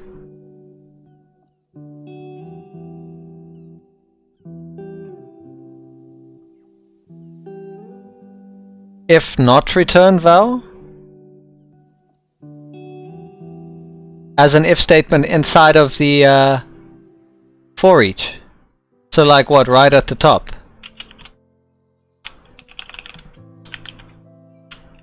Something like that. But would I still be setting return val? What I meant is there a way, remember we came in with pre, for me to just like flip pre. So like if there's a issue, pre, otherwise not pre, or positive, negative, positive, true, false.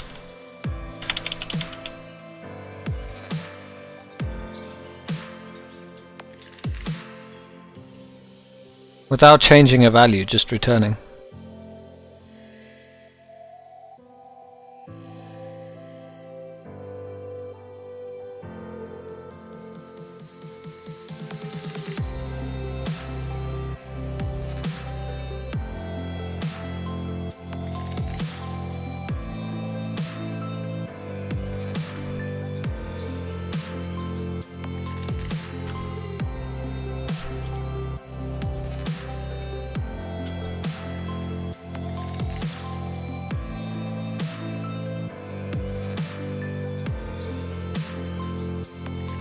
That wasn't nearly as hard as I thought it would be. And that's what I like, that there's so many different ways to do things. But has own property is definitely the easiest way, I think, to check if a property exists.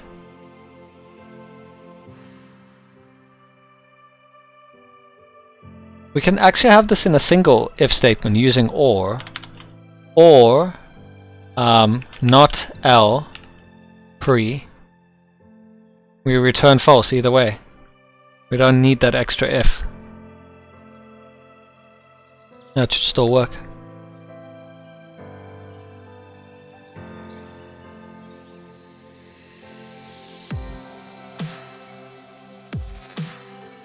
You know what I just realized?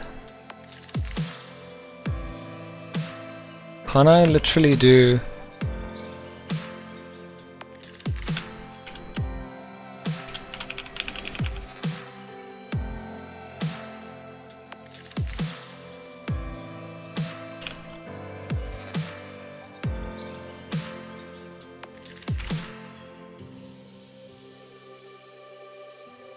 if it's true, then we wanna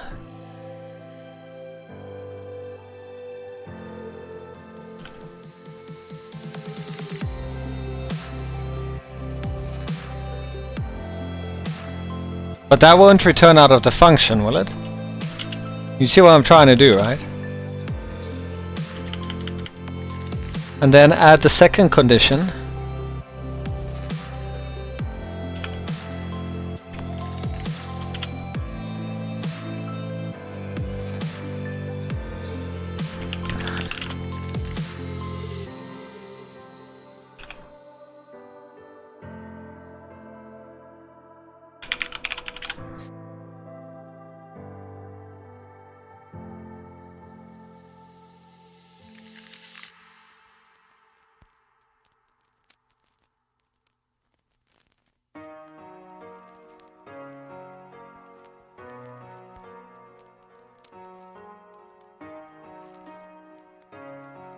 How do I add the second ternary? This belongs to the first one, so the condition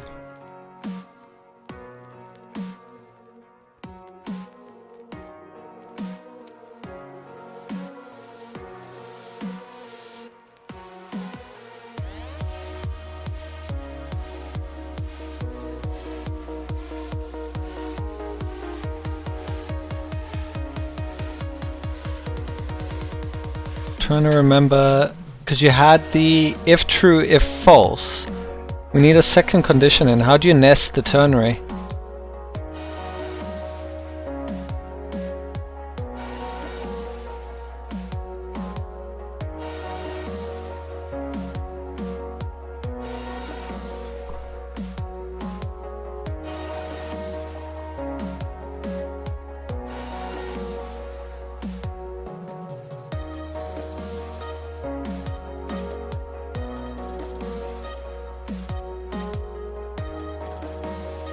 Has own property. If it has own property, return true.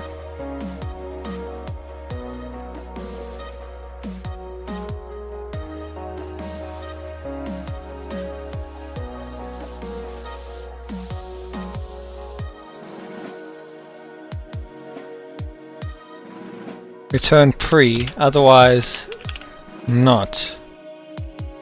That should be it, right?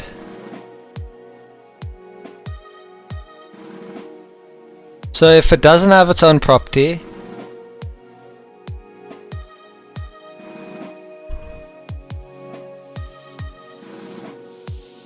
or should this be the other way around?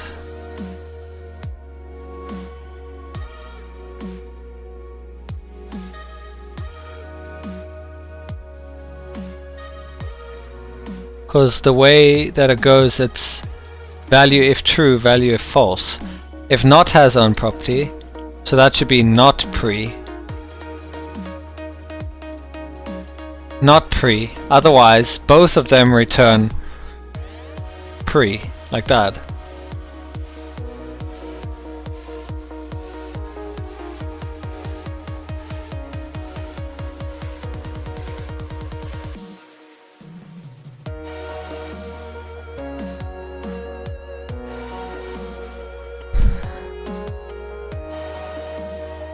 But that's not going to return outside of the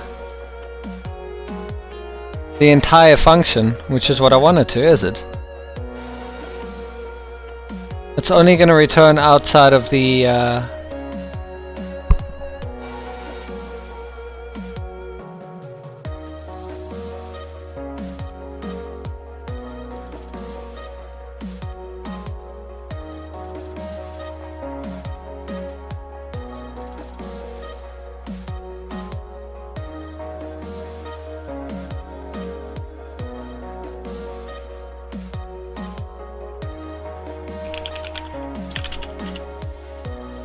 and do something like that.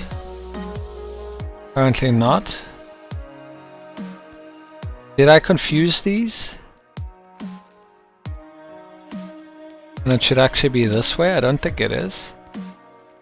No.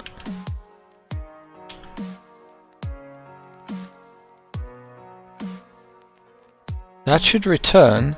If not, element dot has on property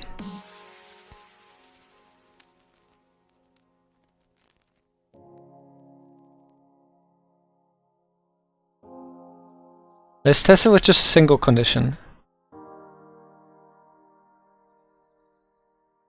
Oh, but we're also not returning, we still need this one.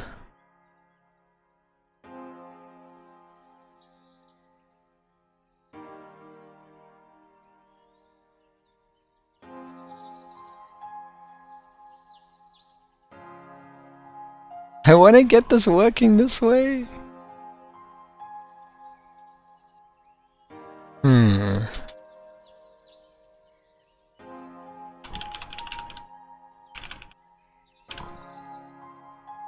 Console returned vowel has no value.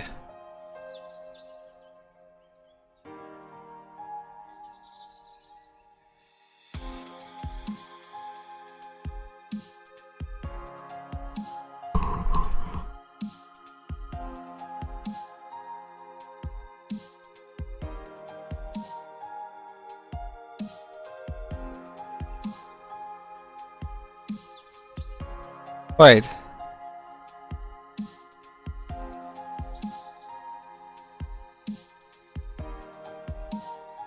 So it's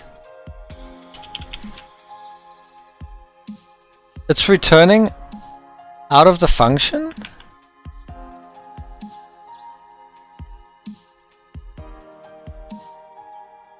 Because when I set this to pre and I console log here, we get 6. When I get it out here, we get nothing. So it never gets down to here. Does that mean it escaped the function?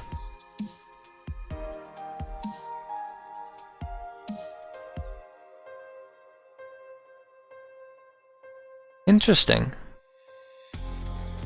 So it's returning a value?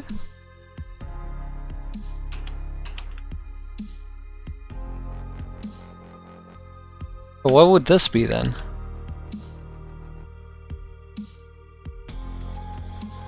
It's returning true.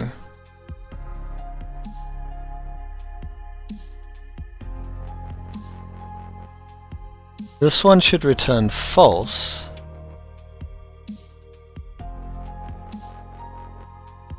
It does for one of them.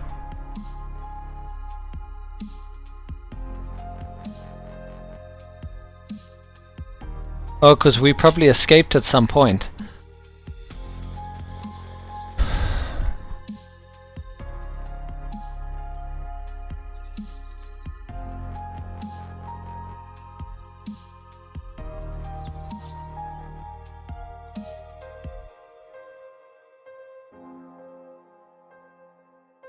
What's confusing is this should pass the first test, but it doesn't at all. If it does apparently return true, which my console log seems to state.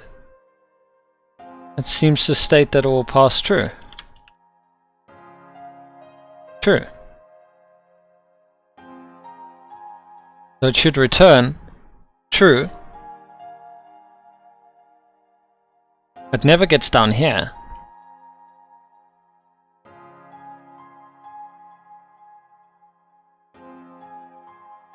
And that's what the output should be. Should return true. So then why are we failing that? Am I just not understanding how these work?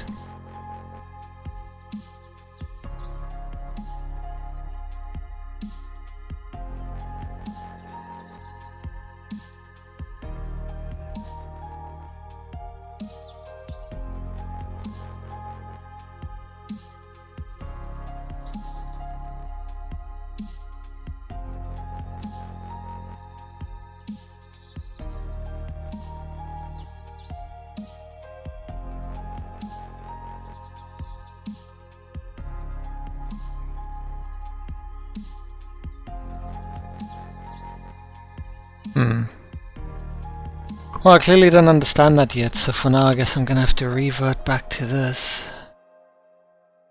Even though I could convert this to ternary, but there's no point when this is so much easier to read.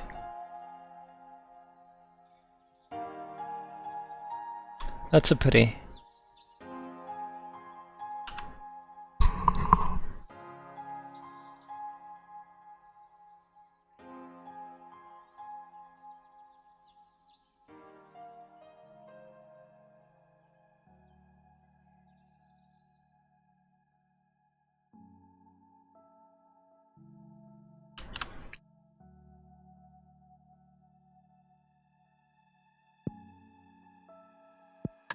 I thought the return would return to for each, not escape the entire function.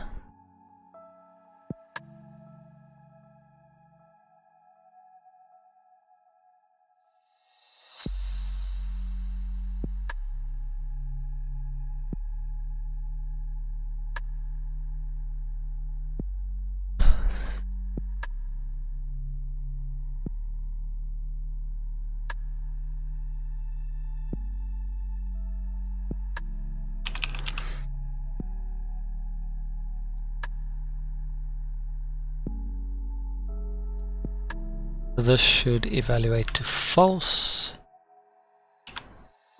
Yes. Cool. And we should still pass. Yeah. Okay. So we don't need that. We don't need that. We don't need that.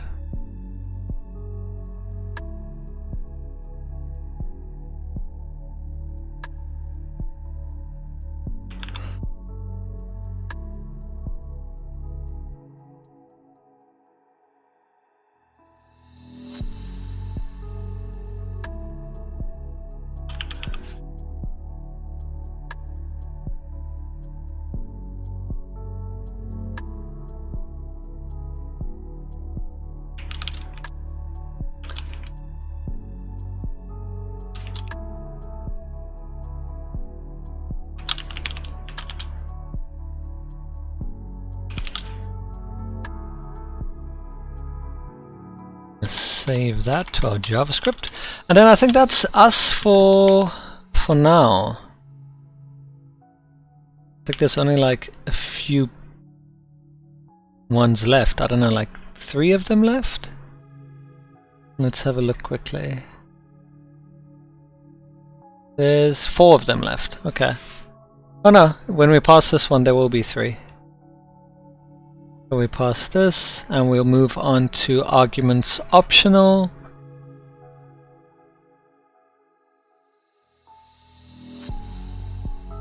So then we only have 3 left. And then from there we can actually move on to the projects, which is going to be exciting. So that means tomorrow I should be able to get through those. Should be easy enough. And then start on the first project, which is going to be the palindrome checker. Exciting! So we can finally move away from this. I'm really glad to have moved away from the math, because that really got me. But yeah, that was fun. That was exciting. Thanks to all the new people that came through. It was really good to see you guys. Like Peter, Emma, the real Pygon. I haven't seen you guys around before, so it was really great of you guys to stop by and offer your support. Definitely made quite a few of the challenges easier, and thanks for the explanations, that helped. And Badass Englishman, it was nice having you drop by again. Verani, as always, it's great to see you. And everyone else that happened to drop by. I know there's like quite a few of you who UA man as well. Quite a few of you who generally just watch the chat, you don't really interact, which is also great, but shout out to you guys. You know, if you're following along and something helps you, then, you know, that's great. I guess the whole reason why I'm doing this is to just document my own journey, and if it helps someone, it helps someone. If it shows someone, hey, if this idiot who can't do maths can do it, then I mean, I surely can.